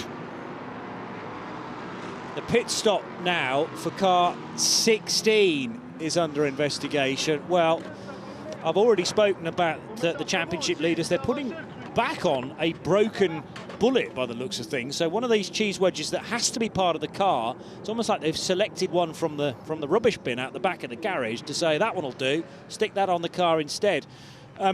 how the 16s race has spiralled out of their control. Julien Henrion is currently circulating in 31st position. You don't score any points there, and now there's this message on the screen about pit stop under investigation. Well, this has got championship implications without a shadow of a doubt, and the 16 crew must be wondering what on earth they could have done to come out of this with any kind of result. It just seems as if misfortune after misfortune has been thrown at them.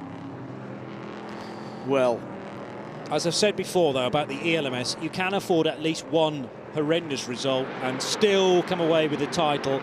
This is what happened earlier on at the start of the race, with John Melson making contact with Julien Gerby, who in turn slithered into the side of Louis Saint-Juan, and the carnage that ensued. Gerby a secondary spin in trying to rejoin, and his teammate from Paraguay, Oscar Bitar, no rear wing, almost into the pit lane, then decided not to. I bet he wished he had when he then had a spin at the top of Radial, because these cars rely heavily on their rear downforce, and Oscar Bitar brought that into sharp focus. And the safety car came out immediately to back up Tony Wells into Peter de Kertens. Tony Wells, though, with a great restart, broke away again for Nielsen Racing from the Hegerly by T2 racing car. John Melson at the time was running in third position. Erwin Creed went for third, and this was the result.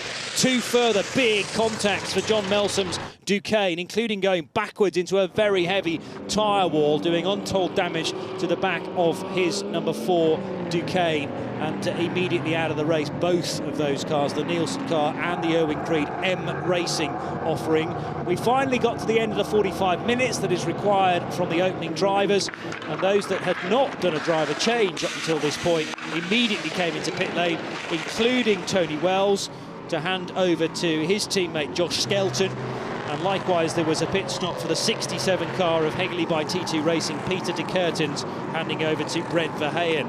Then, at the most bizarre restart, because we had two GT cars making it look like they were leading. In fact, Tim Kresick in the purple and blue HCR car briefly led across the line before he was absolutely shrouded by LMP3s and the pros within the GT category. Colin Noble maybe misjudging the GT3 traffic or the lack of downforce on his car after he was right behind Sennett Fielding's Audi R8. And then this spin into Europol, into Nicolas Schatz for ANS Motorsport. Frank Chapard with nowhere to go in the red and yellow CD Sport car. Both machines out of the race immediately, and that is precisely why we're under our third safety car in a little over 65 minutes of supposed racing.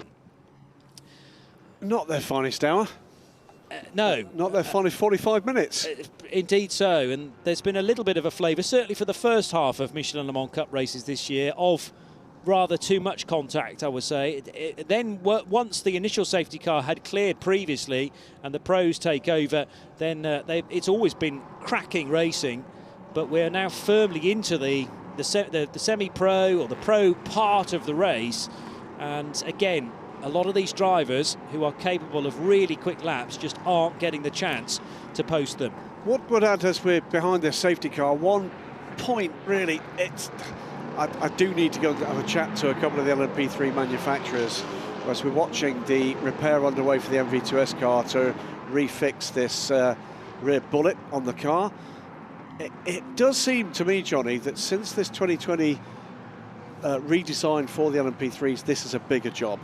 Okay. On these cars. Yes. I mean, it's always been something it's going to make an impact on your race, but replacing these rear bullets is a bigger job. I think that's something that needs to be looked at for the next iteration of LMP3. Yeah. Because we've had too many instances where incidents not of a team's making has cost them a race because that has to be repaired. And the problem is you can't do that quickly. It's effectively, once that's gone and once race control calls it, it's sort of game over. Yeah. And for me, it is a predictable impact point, and the repair is not as straightforward as perhaps it could be. We talked a little earlier this afternoon, I can't remember which broadcast it was, about one of the biggest changes in motorsport that's made one of the biggest differences to teams being able to compete and continue is diagnostics. One of the other things that's made a huge difference in the modern era of motorsport is the way in which you can repair a car by basically changing large proportions of that car quickly. The ideal example of it is coming into shot right now. It's the Ferrari 296. There it goes, the 83 car. Very large, pre-assembled front and rear clips, prototype-like on a GT3 car. I mean, quite an astonishing piece of construction. That's an area in LMP3 where my view would be that it does need to be looked at for the next iteration of the car. LMP2 don't suffer anywhere near as much with a similar problem. Now, No. the bullets do sometimes come off, but the way you replace them is take the whole back section of the Rear car clip. off. The rear deck comes off, Yep. and you fit a new one. Now, that's quite costly at LMP3 Absolutely. levels. So, but maybe if the bullets can be somehow incorporated into a larger piece of bodywork, and that's how they're suspended from the rear of the car, that seems to make more sense to me than this fairly complex route of various bars And fittings, and it fits the fittings floor that are easily to sprung break. this, and and I get it. The reality is this is at an entry point and a cost point that's got to make sense. But I think if you would say to the vast majority of teams operating at this level, what would you rather do? Have a rear assembly that is easier to replace, that might be, let's say, €10,000 more. My guess at this stage is most of these teams have been affected at some point over the last couple of 3 years. They'd see the benefit in doing that. Philip Chimodomo's back on the move. That's the 29 MV2S racing car that is returning to the racetrack. It, we think, entered pit road with only 3 wheels on the wagon, and that was the frantic repair work happening on the rear right as well, but at least the car's moving again. So we've lost 7 cars so far. 2 of which made it back to the pit lane, they being Oscar Bitar and Santiago I'm astonished it's so few. Well, yeah, it feels like it should be a lot more. And that does include the latest retirements, as in Nicolas Schatz in the number 6 A&S and Frank Chapard, sadly, for CD Sport, whose race was going pretty well up until that point. But he now confined to the spectating area right at the end of the lap. Whatever happens here, we're looking at a very unusual result for a Michelin Le Mans Cup race, because the running order at the moment, with some teams... Safety car has been instructed to go full speed. Right, we're about to go back to green, in which case 360 Racing, Tommy Foster leads this race from Wayne Boyd for United Autosports, DCAR Engineering James Winslow, Josh Skelton for Nielsen Racing, Cool Racing David Drew, and Colin Noble for Team Tour. They are your top 6. Then it's the lead group in GT3, led by Simon Berg in the GMB Racing 55 car. That is the first of the 2 Hondas. Keiko Zolino in the first of the 2 Ferrari 296s from AF Corsa. And Stella Motorsport, Senan Fielding pushing on in the number 42 Audi. Then we've got a mix of LMP3s and GTs, all sorts of mix and match strategies that have come out from this catalogue of disaster with safety cars, and a fair number of championship contenders in both classes that are absolutely nowhere. Yeah.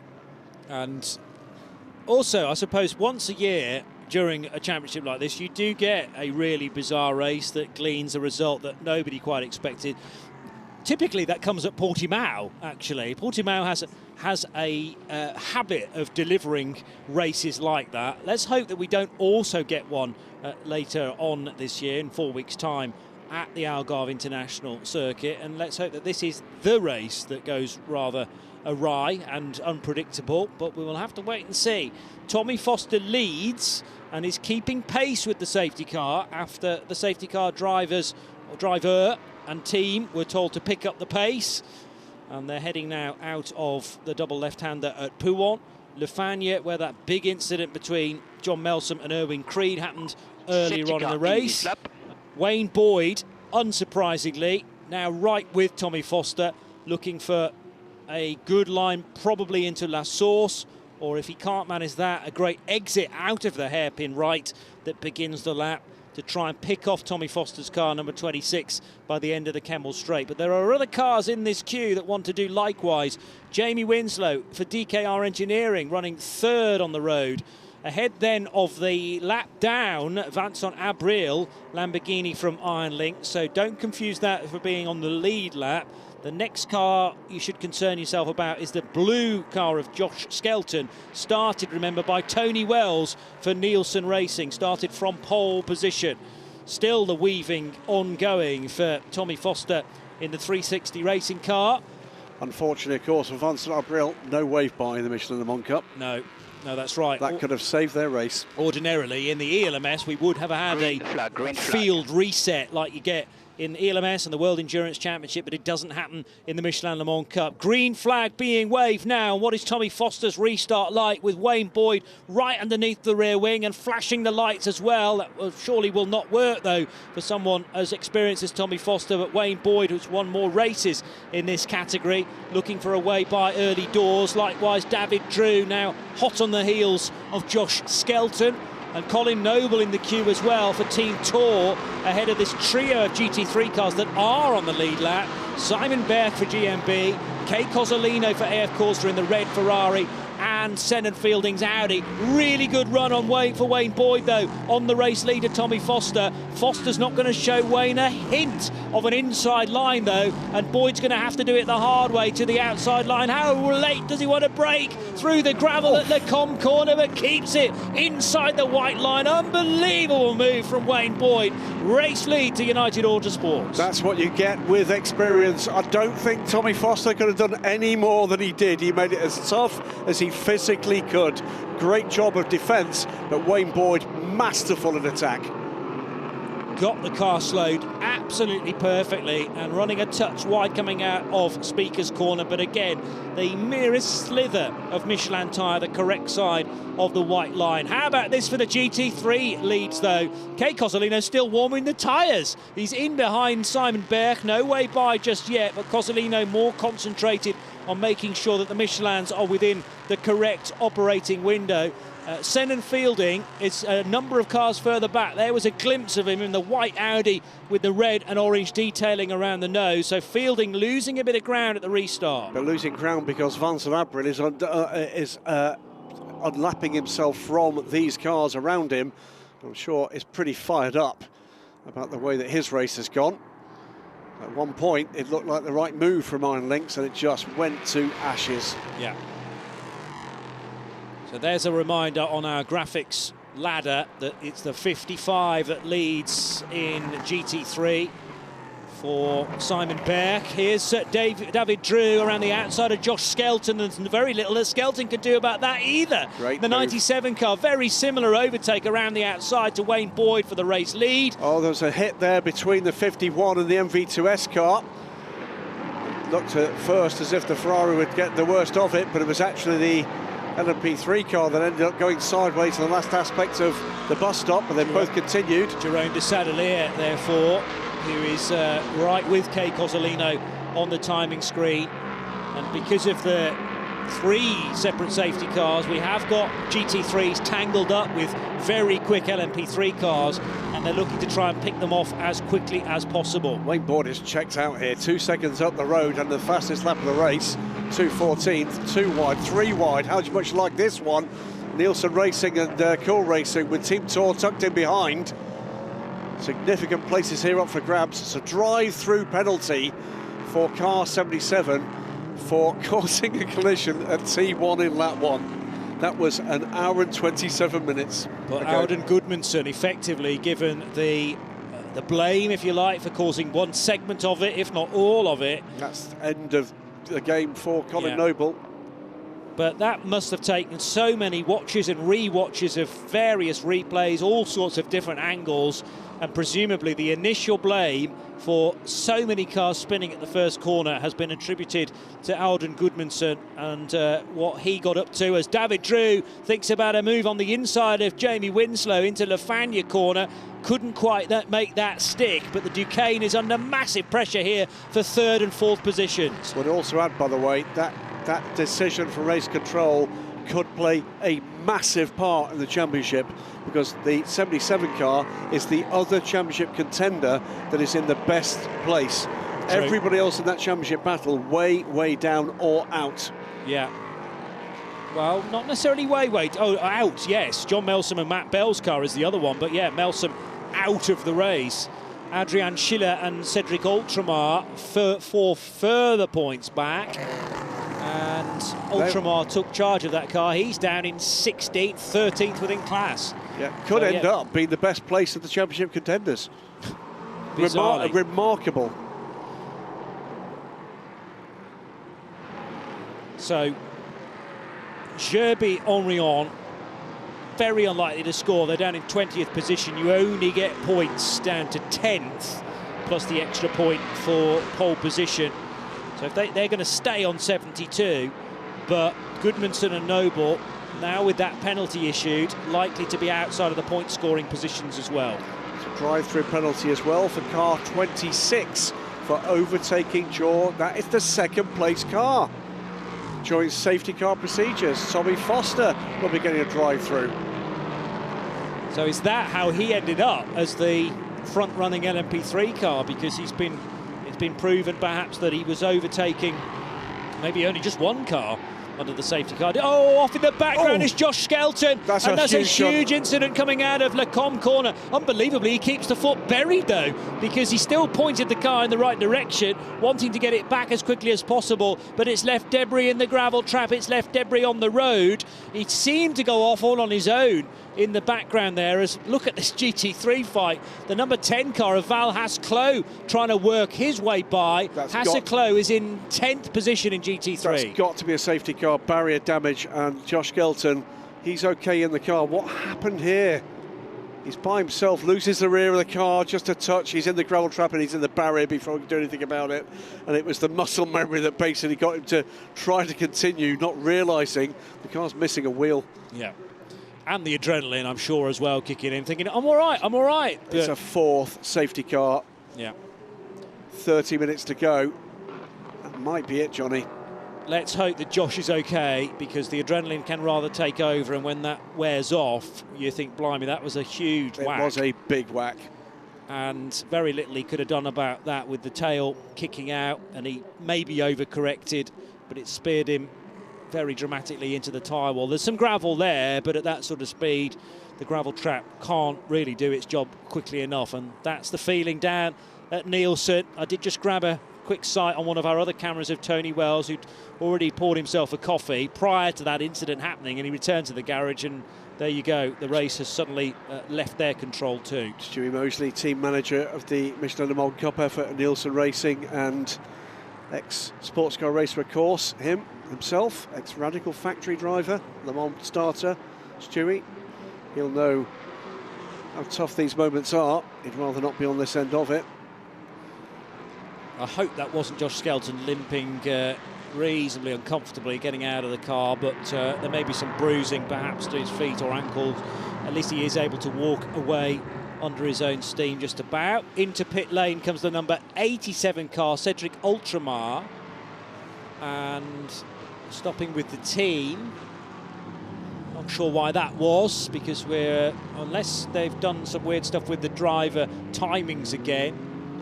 So this was Josh Skelton's incident, I think, from the other angle. Yeah. He just lost the rear, just a tight, there we go, twitch there, tried to recover, was on the curb as he recovered, and that just fired him through the gravel trap and straight into the barrier. Once that little twitch had happened, it was all over.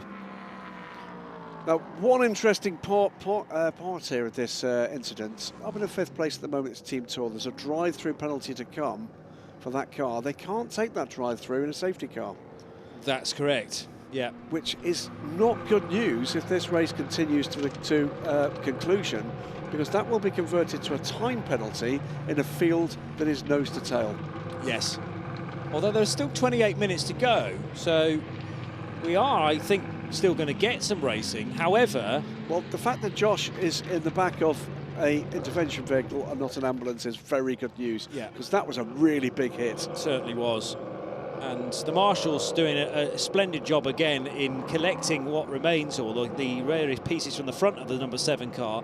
They're also going to have to strap those tyres back together again because they've been significantly dishevelled. And there's a load of gravel on the racetrack as well, which will need to be swept away. So I can see this taking 10 or 15 minutes, but I still think we're going to get some racing.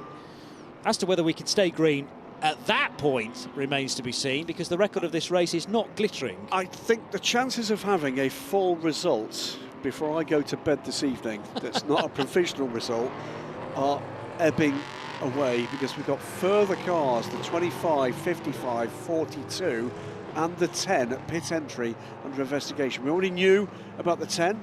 This, we believe, was just trying to get to the stage where they're in the driver time, but the other cars involved in this, 42 I recognise as being the Stella Motorsport car, that's the Audi. It is the lead car in GT3, the 55. It is the third place car in GT3, the 42, and 25. Where are we with 25? That is the ninth place car in LMP3 for 360 Racing, the second of their cars.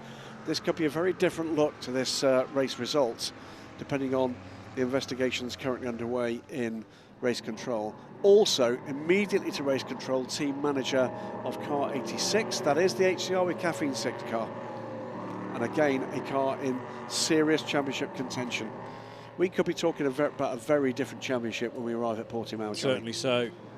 Well, I mean, assuming that nobody scores in, let's say, the top 4 positions in the championship, it's still Julien Henrion and Julien Gerby heading to Portimao with a 21-point advantage. Yeah, I've mentioned Cedric Altremar in pit lane. I don't quite know. There's a huge amount of fluid under that car. Aha. And that's another championship contender. It is. It is.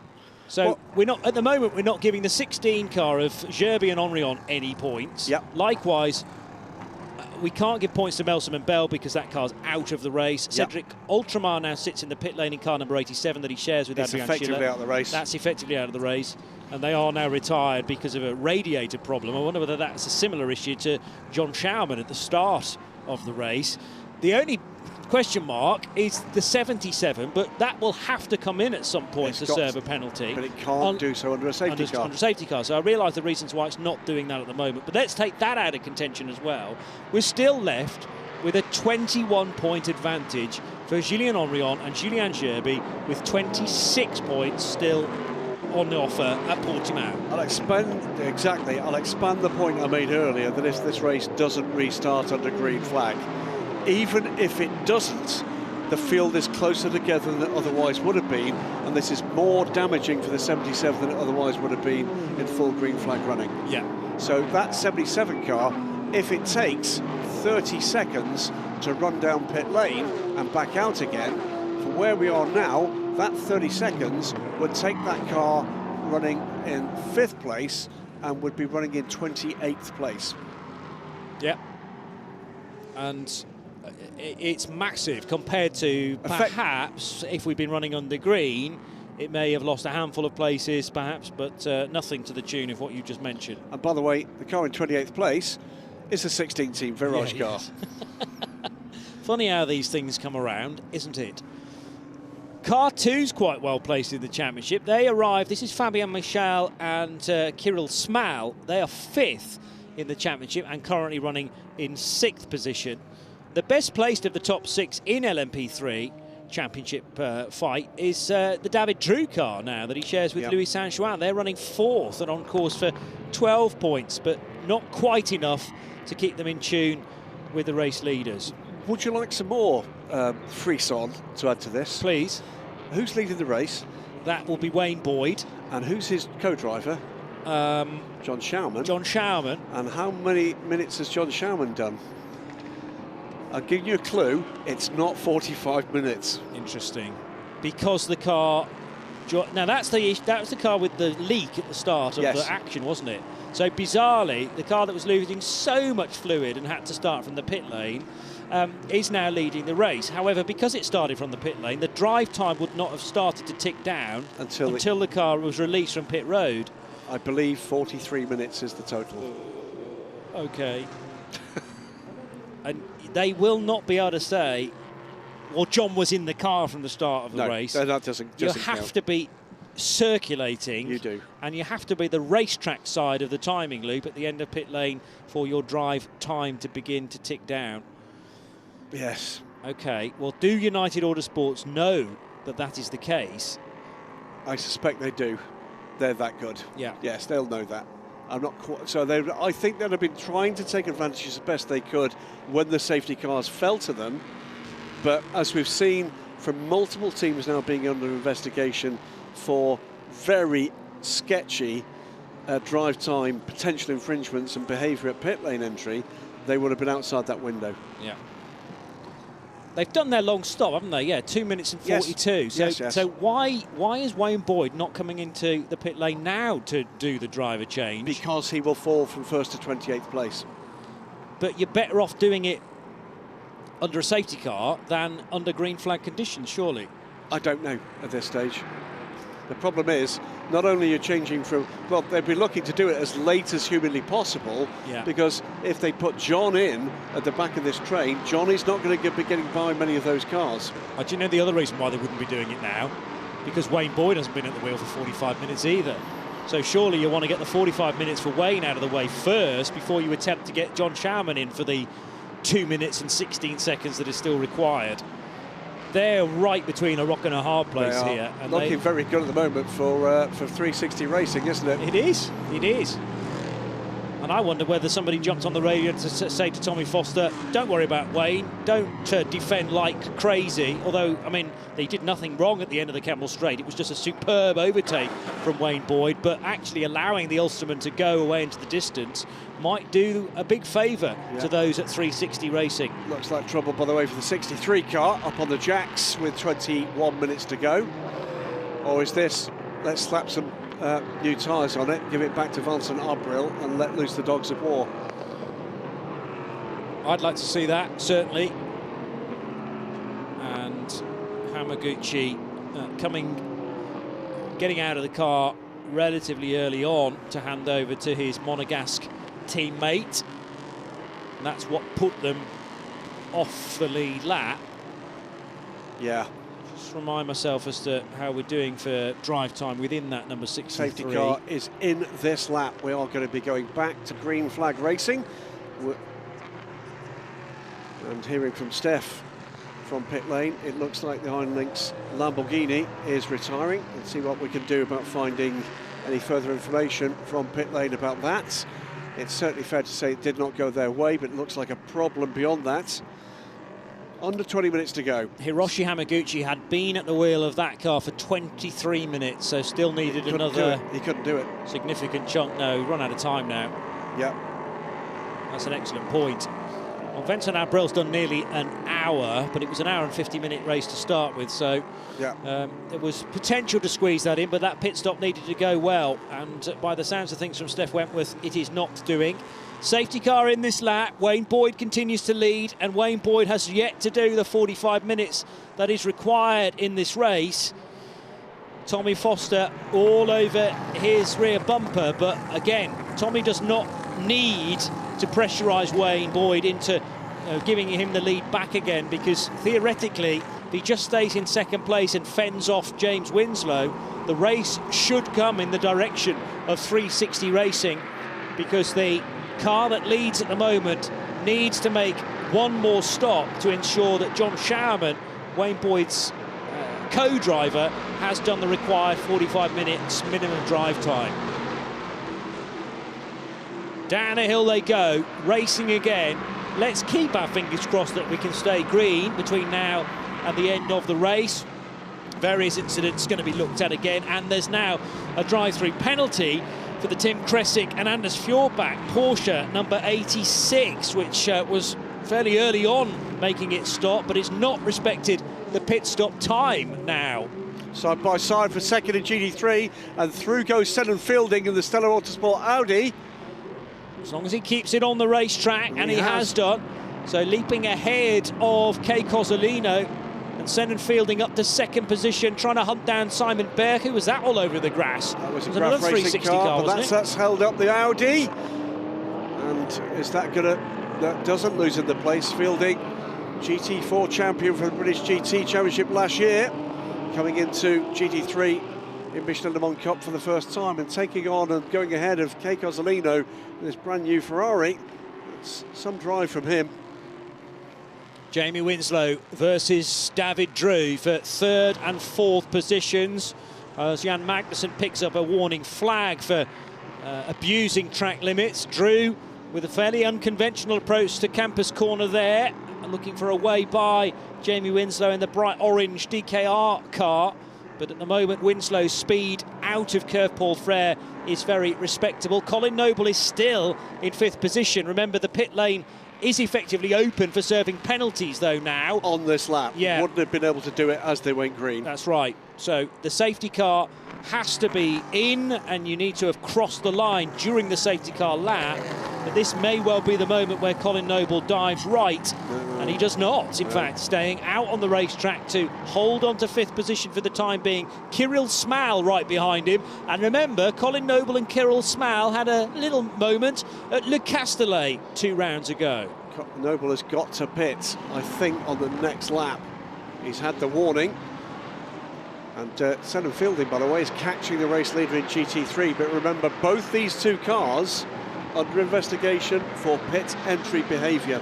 Yes, i.e. being much more slow than they have to be when you've got cars behind you, certainly.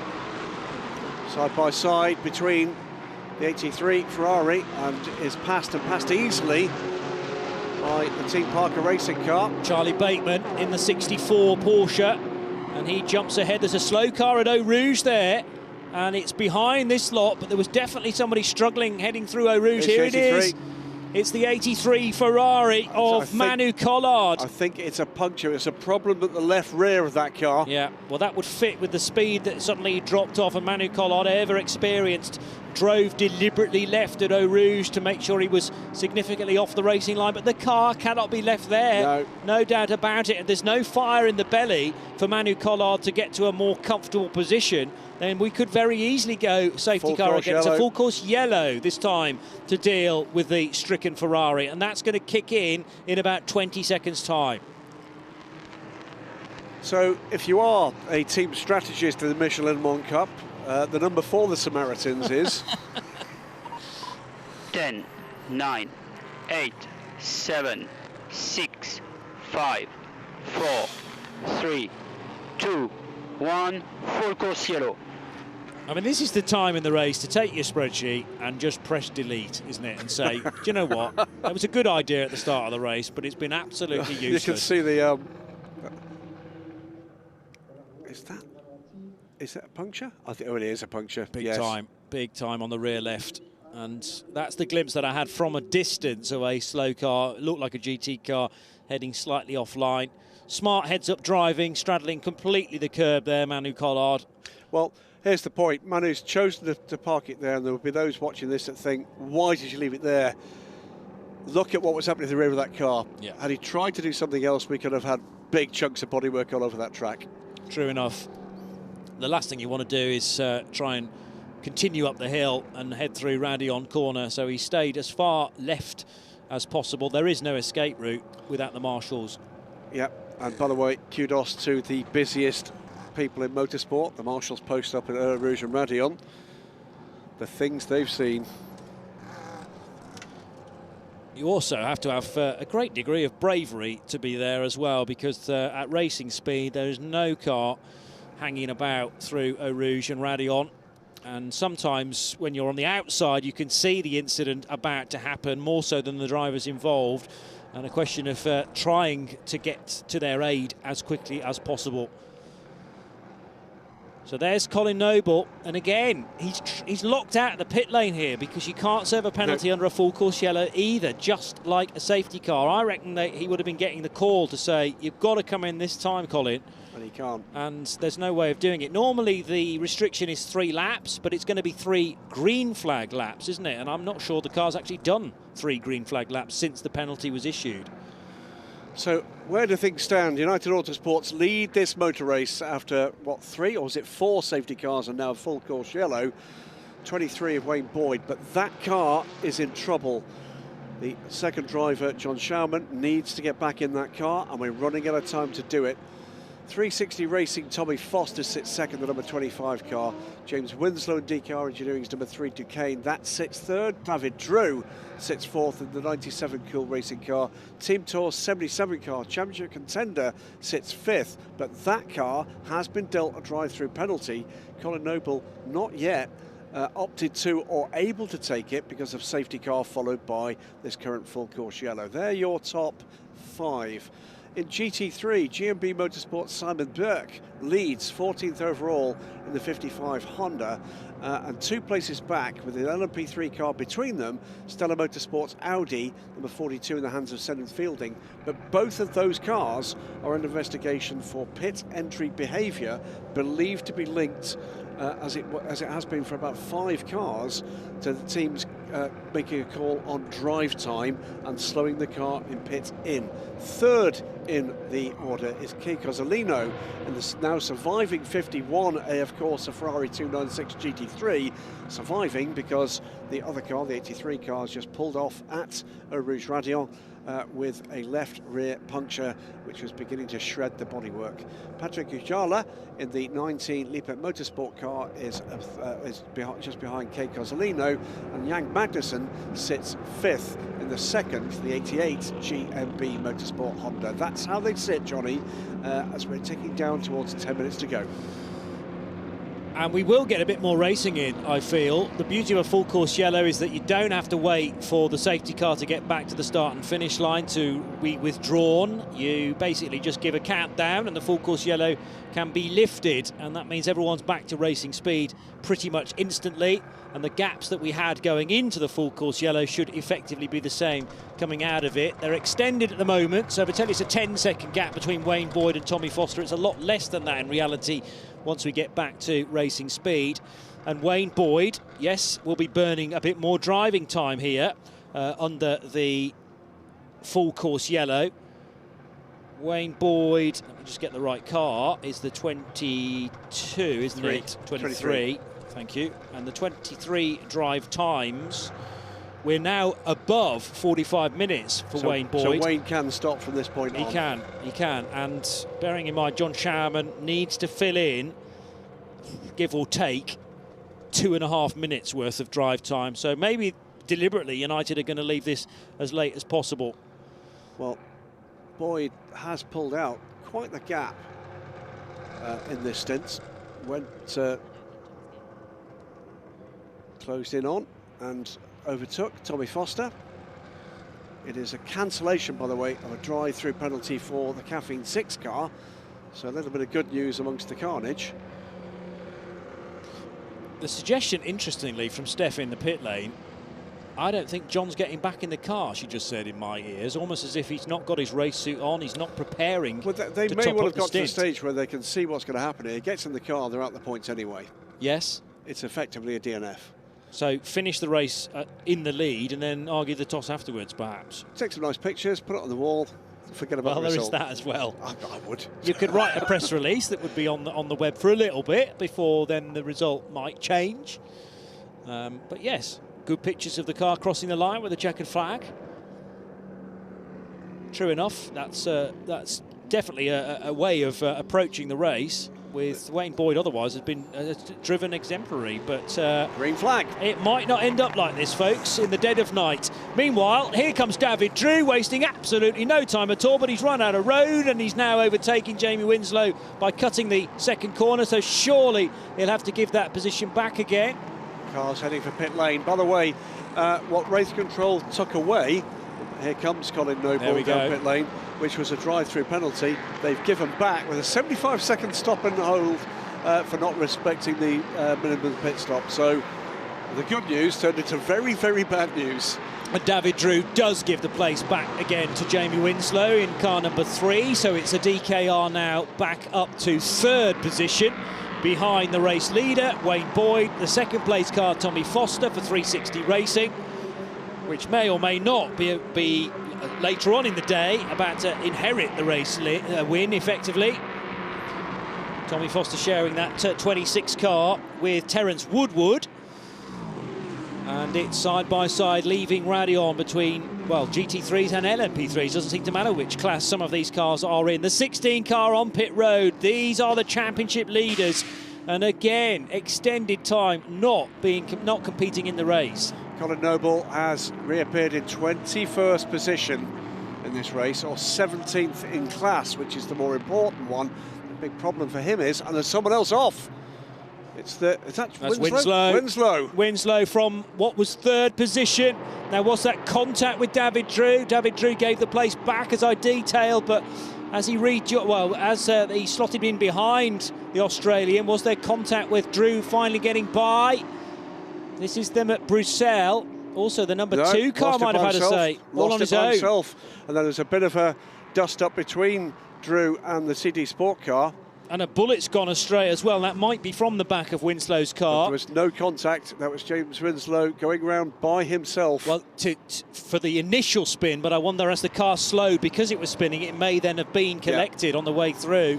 But I agree that the spin itself was all of Jamie's own making, and terrific avoidance driving from both David Drew and Kirill Smal, who were at such close quarters there, and did just about manage to avoid a big tag, at least, even if it has removed one of the bullets. So if we're right, David Drew, that means he inherits a de facto 2nd place, 3rd on the road, but we believe Wayne Boyd, that car is going to be penalised for John Schauman not having completed a full 45 minutes at the wheel of the car.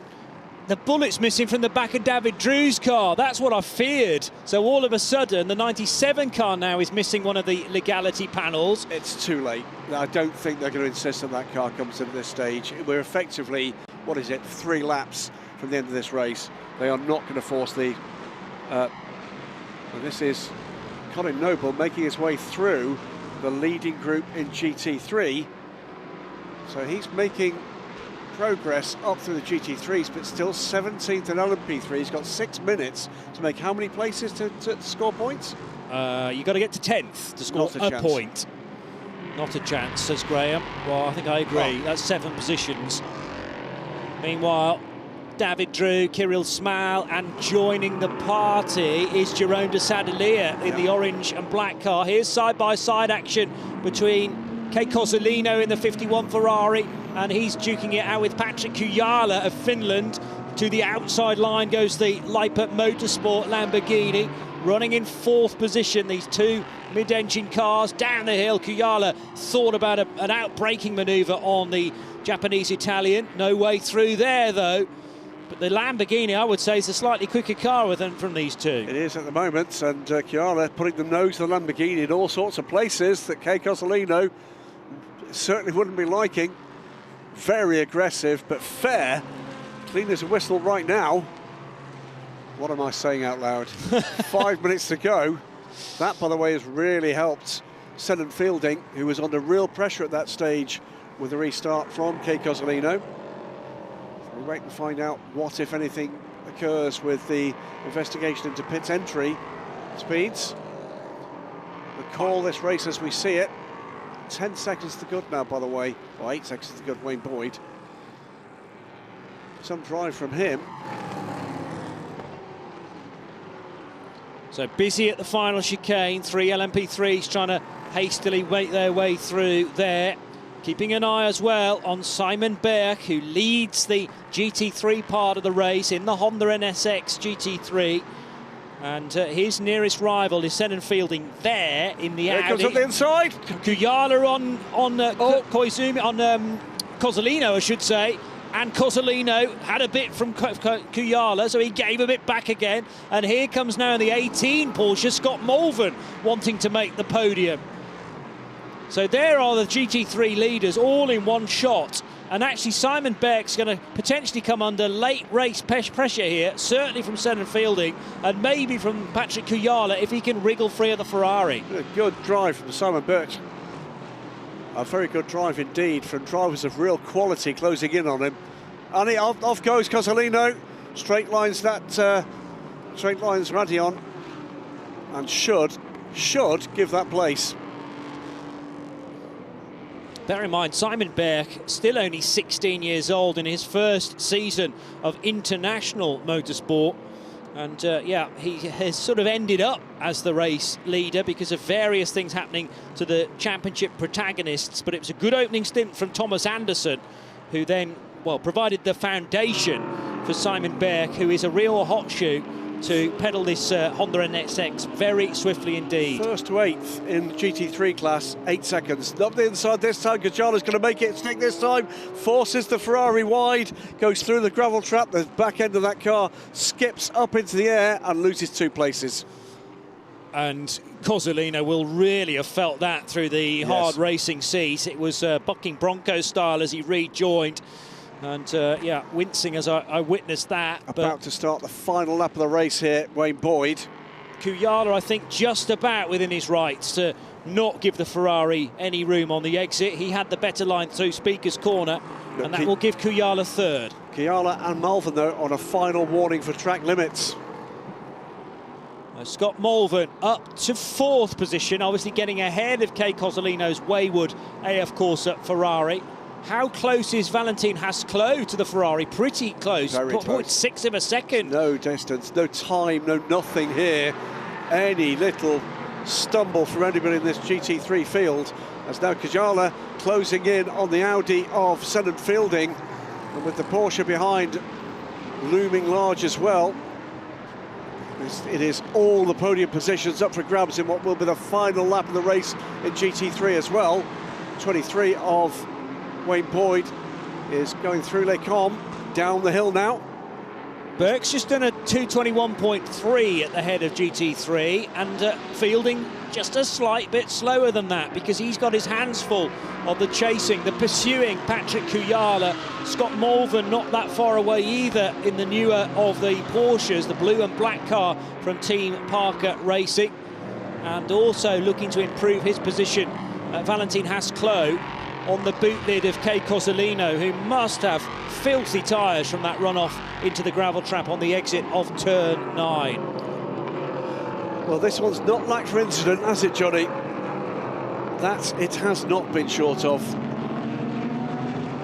I was going to say it's been a ridiculous pace, but it kind of hasn't, with 4 safety cars and a full course yellow. Burke was held up by the LMP3 car. It's on for the win.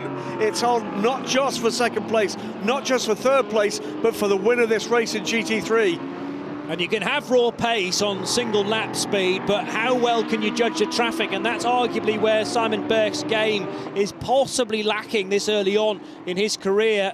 But he won't let the Audi in his door mirrors flummox him too much. Here's Wayne Boyd for an on-the-road race win, but big question marks about the drive time of his American teammate John Schaumann, who he shares the number 23 car with. John Schaumann was in the car at the start, you'll remember, with that major coolant leak. The flashing of the lights for Wayne Boyd, who is the on-the-road winner, and John absolutely delighted with that. Let's hope, for our sake, that we've got the wrong information from the driving perspective. Now, Tommy Foster lost huge ground on that final lap. He's tumbling down the order. Tommy Foster, does that have some sort of penalty that's being put in? The 360 racing car, not there. Although it is being shown as taking the checkered flag. That's a bit of a mystery. But David Drew and Kirill Smal, 2nd and 3rd on the road. Here's Simon Berg for GT3. And Senna Fielding running out of opportunity. Fielding wanted to defend from Patrick Kuyala at the same time. Kuyala's going to go for a move. Nose to tail contact, and the Audi goes way out wide. And with what order are they going to finish? Oh well, I think Kuyala might have just blended out of the throttle there to allow the Audi to be ahead of his Lamborghini, knowing what he'd done into the final corner. Simon Burke takes the race victory in the number 55 GMB Motorsport Honda NSX that he shares with his Danish teammate Thomas Anderson, and a tremendous result there for GMB Motorsport. That's what it means for Thomas Anderson. And here was the nose-to-tail contact, Patrick Kuyala on the Audi, which nerfed the Audi out way wide. And I think if Kuyala had, well, he vaguely did keep on the straight and narrow, maybe with his right foot buried, but still good pace out there for Senna Fielding, despite being several car widths off the road. Under investigation, of course, a collision with car. It might lose him the podium, you know. It could lose him the podium. Possibly so, yeah, the contact then between, in fact, hang on a minute, where is that car? It's been shown as disqualified. did not qualify, it says, alongside Patrick Kuyala's car, number 19. Driver time. Maybe it is. Maybe it's the driver time in that car as well. So they have taken Kuyala out of the race. Wayne Boyd still sits there at the top of the charts, however, with some question marks from some of our viewing public that John Sharman has not done sufficient drive time. But I've known it before for some of these bits of information, some of these supposedly exact times to be slightly out of the mix. I will tell you it's not drive time for Gabriele Rindone, according to, well, the same information, in fairness. 47 minutes for Rindone for the opening stint, and Patrick Kuyala taking that car over. So what is that about? But the 19 Lippert Motorsport Lamborghini, looking like it completed the race in third, is now no longer in the results, and that will give Team Parker Racing third position. Here's the reaction between the drivers in 55, Thomas Anderson and Simon Berg. We've seen all the emotion of the wrong kind from Oscar Bittar at the start of the race because of her very early retirement for that car. But then in GMB Motorsports world, this is incredible for these guys. Apologies for the language that you may well have heard in amongst that, but Thomas Anderson very happy indeed with the victory, and Simon Berg taking it with him. Well, it seems that United Autosports do not believe that that is correct about drive time, as winners' caps are being handed and donned. Well, for one thing, I believe, by the way, this may be John Sharman's final season. Oh, wow. He is a singularly lovely man to be around, and I hope it's not drive time, because when there was an opportunity to race, Wayne Boyd raced and raced hard and raced well. Yeah, and agreed. It would be a lovely way for John Sharman to end the adventure this season with a win on the board. We will see.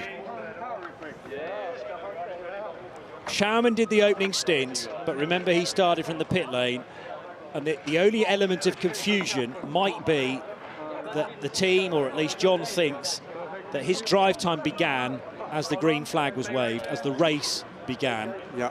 And in fact, he did not join the race until well around the first lap. Didn't start the race, in fact, a lap down, as it turned out, because wouldn't have been able to win it if that was the case.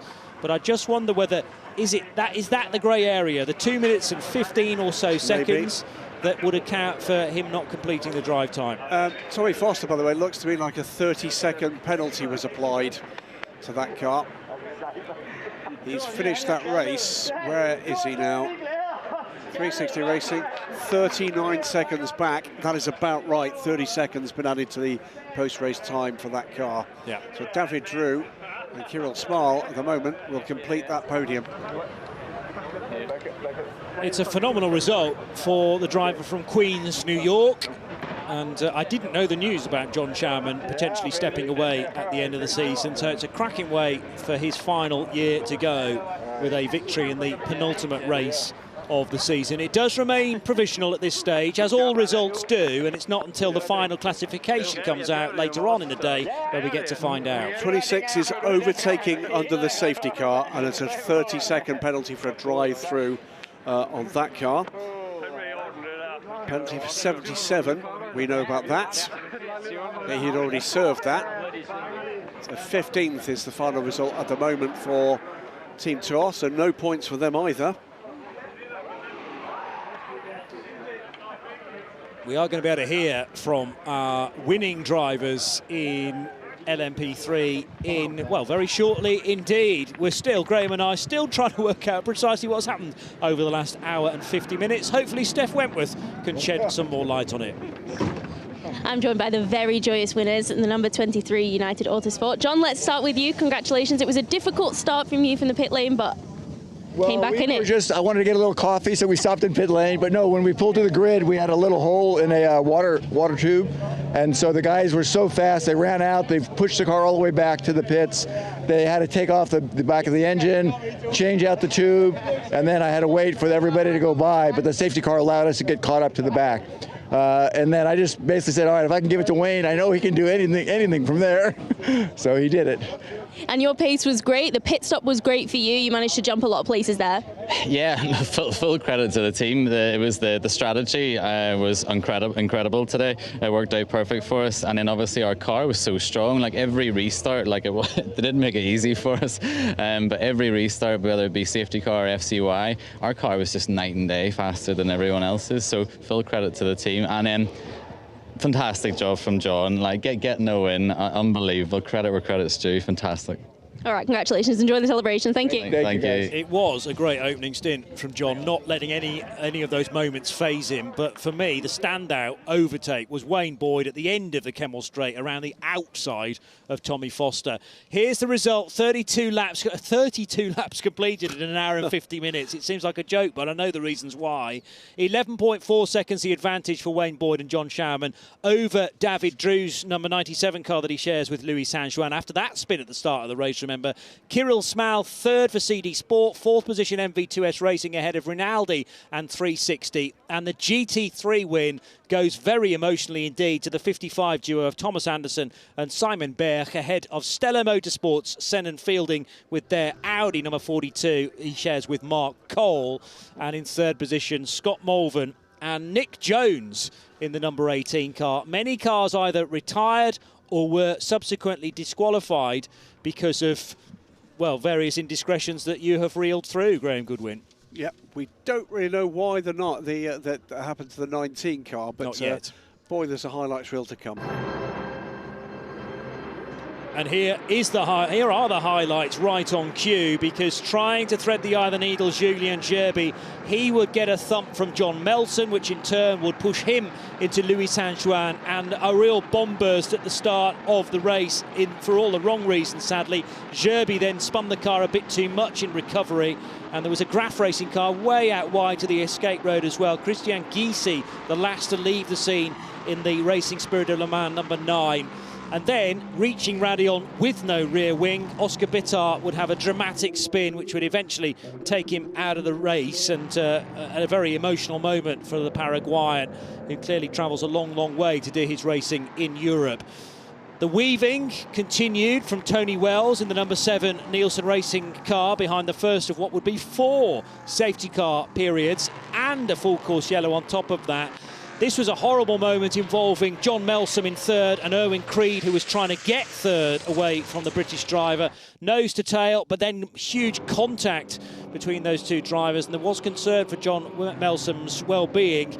Medical crews not taking any chances, and that was a lengthy safety car period to make sure that he was taken safely to the on-site medical centre. Then another restart. You can discount the bright green Iron Lynx Lamborghini not on the lead lap. Look out for Tommy Foster, though, who led away on that restart. Colin Noble trying to avoid some of the GT3 traffic, but losing aero, we think, out wide. Then nerfed into a spin, Nicolas Schatz. That happened from the Inter-Europol competition car, and Frank Chapard in the CD Sport had nowhere to go. Another safety car. Tommy Foster led away from this latest intervention and eventually was overtaken by Wayne Boyd. Josh Skelton, though, dramatically off the road at Le Combe corner, doing untold damage to the number 7, earlier driven by Tony Wells in the lead of the race. And actually, Josh Skelton probably felt like he'd get the car back to the pits, or perhaps just to a safer location, pulling off wisely, though, to the left-hand side. And this would enforce yet another stoppage in play to clear up the debris field. We were racing again, not before a puncture, though, for Manu Collard in the number 83 Ferrari. Full course yellow this time, and out of the final caution we were left with an awesome fight out front between Wayne Boyd and David Drew, eventually squeaking through into second position. But it was the Ulsterman sharing with American driver John Schaumann who took victory in car number 23 for United Autosports, and there is John Schaumann celebrating with the rest of the team. The GT3 victory went to the 55 of Thomas Anderson and Simon Berg, and despite a very wayward final run to the checkered flag, Senan Fielding would hang on to second place. And here are all of the drivers now assembled before the podium. David Drew high-fiving with some of the other competitors in the race. He's joined by Louis Saint-Juan. and a big collection of team personnel beneath the podium, ready to welcome the drivers for the presentation, Graham. Could only think, looking at the official timing, it does say 43 minutes and change, John Schauman, that the interpretation of the way that car started the race is different to what we've been presented publicly. There's no sign of anything other than them being greeted as winners of this race, and good for them. Yeah. Well, that's what we wanted, because you know, it's been a long time coming, it feels like, for John Schauman and Wayne Boyd in this championship to take victory. And as far as their driving talent is concerned, absolutely deserved. So we will wait for later in the day for the final classification to be issued, but that's always the case in motor racing. We can only treat the result on the road as we see it. It's a third position for number 2 CD Sport, Fabien Michel and Kirill Smal. David Drew, Louis Saint-Juin finish in second position. But the victory to number 23, United Autosports, 0 to hero. That car could not take the race start from the conventional grid. It began from the pit lane after a water leak. But they are victorious in the race, and we'll hear the national anthem of the winning team.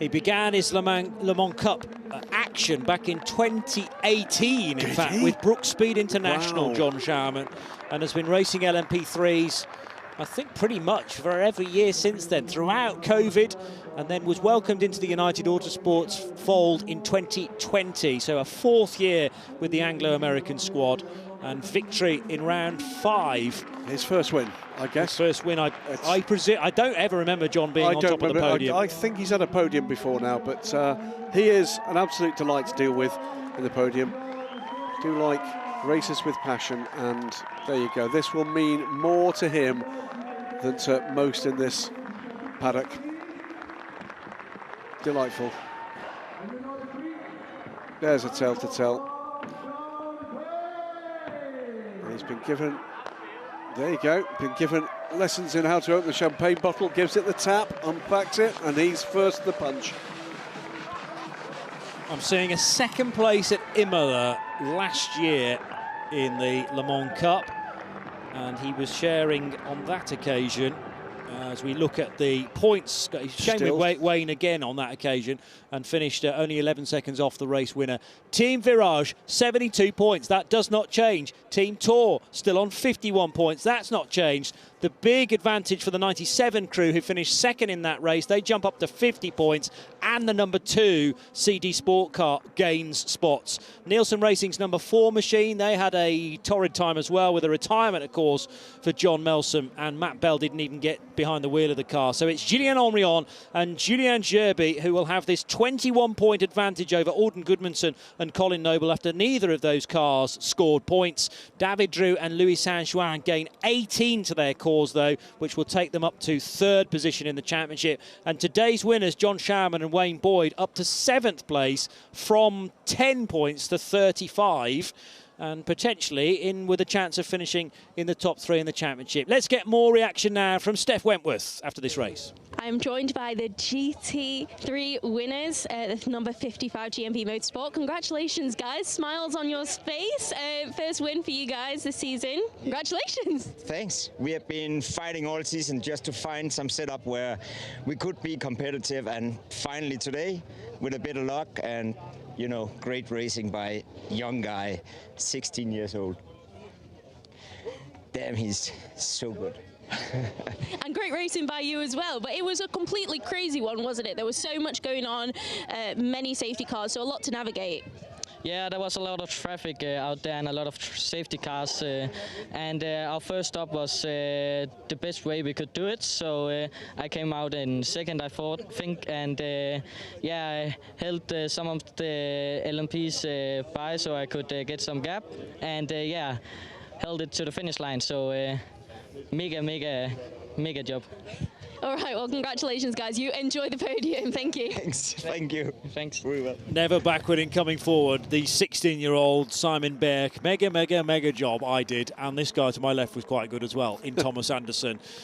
It's a surprise result, but every credit to them. There was a little bit of luck involved, as there always is with these crazy races. Let's hear the national anthem of Denmark for GMB.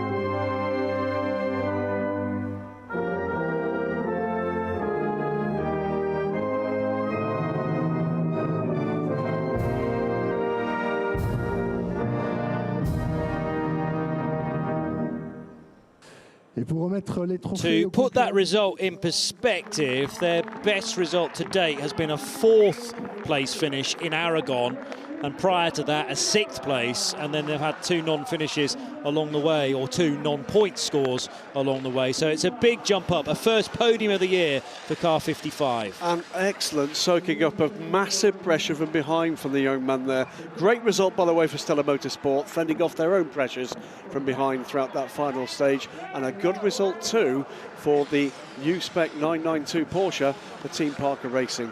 So 3 very happy teams there, squads there, on what is a very unusual podium for the Michelin Le Mans Cup this season. It really is, yeah. But well done to GMB Motorsport, to Stella Motorsport of the UK, to Lippert Motorsport of Germany. Who are now shown as being third. They are. And that's not the podium that we had, is it? So that's very interesting. And the only reason I said that is because Lippert is suddenly up there. Yes. What I should have said, Team Parker Racing, who feature on the podium in 3rd position. So Nick Jones and Scott Mulvern are there on the right of shot. But we were ferreting around for a reason why the 19 car might have been disqualified, and all of a sudden it pops back up into 3rd position. I still think this race result has some distance to go before it is made official. But desperately keeping our fingers crossed for those at United Autosports for retaining their race win. And there's some degree of an arm wrestle probably expected now between Team Parker, Stewie Parker, and Lippert Motorsport behind the podium in the next few hours. Here is how the points stand then, heading to the final race in 4 weeks' time at Portimao. It is still a lead of 22 points for the Racing Spirit of Le Mans. No, it's less than that, isn't it? 12 points. I can't do maths because it's been such a long day. Back to AF Corsa's Ferrari. HCR with Caffeine 6 and the 86 car in 3rd position, ahead of GMB Motorsport and their win today. Yeah, so 3 teams in the championship fight, and all 3 of those had a pretty terrible day today. So 4 teams in the LMP3 fight, it goes to the wire. Yeah. And Arnold Robin and Valentin Haas-Clos, who ended today's race in 5th position after a hard charge from the Frenchman, the pro Frenchman in the closing stages. Hiroshi Koizumi, Kei Cozzolino, despite that off-track moment, Anders Fjordbach and Tim Kresick will be 3rd in the title hunt, but massive elevation for car 55 for GMB Motorsport after a maximum points haul in the race of 25, jumping well into contention. Perhaps not for the championship win, but for a very respectable championship finish nevertheless. It's been quite a day at Spa-Francorchamps. It's been quite a 1 hour and 50-minute race. It feels like a day and a half, actually, when we were witnessing the incident at turn number 1. We'll be racing once again and for the final time in 2023 at the Algarve International Circuit in 4 weeks. From Graham Goodwin and Johnny Palmer, we will see you in the south of Portugal to see how the championship works its way out. Bye-bye for now.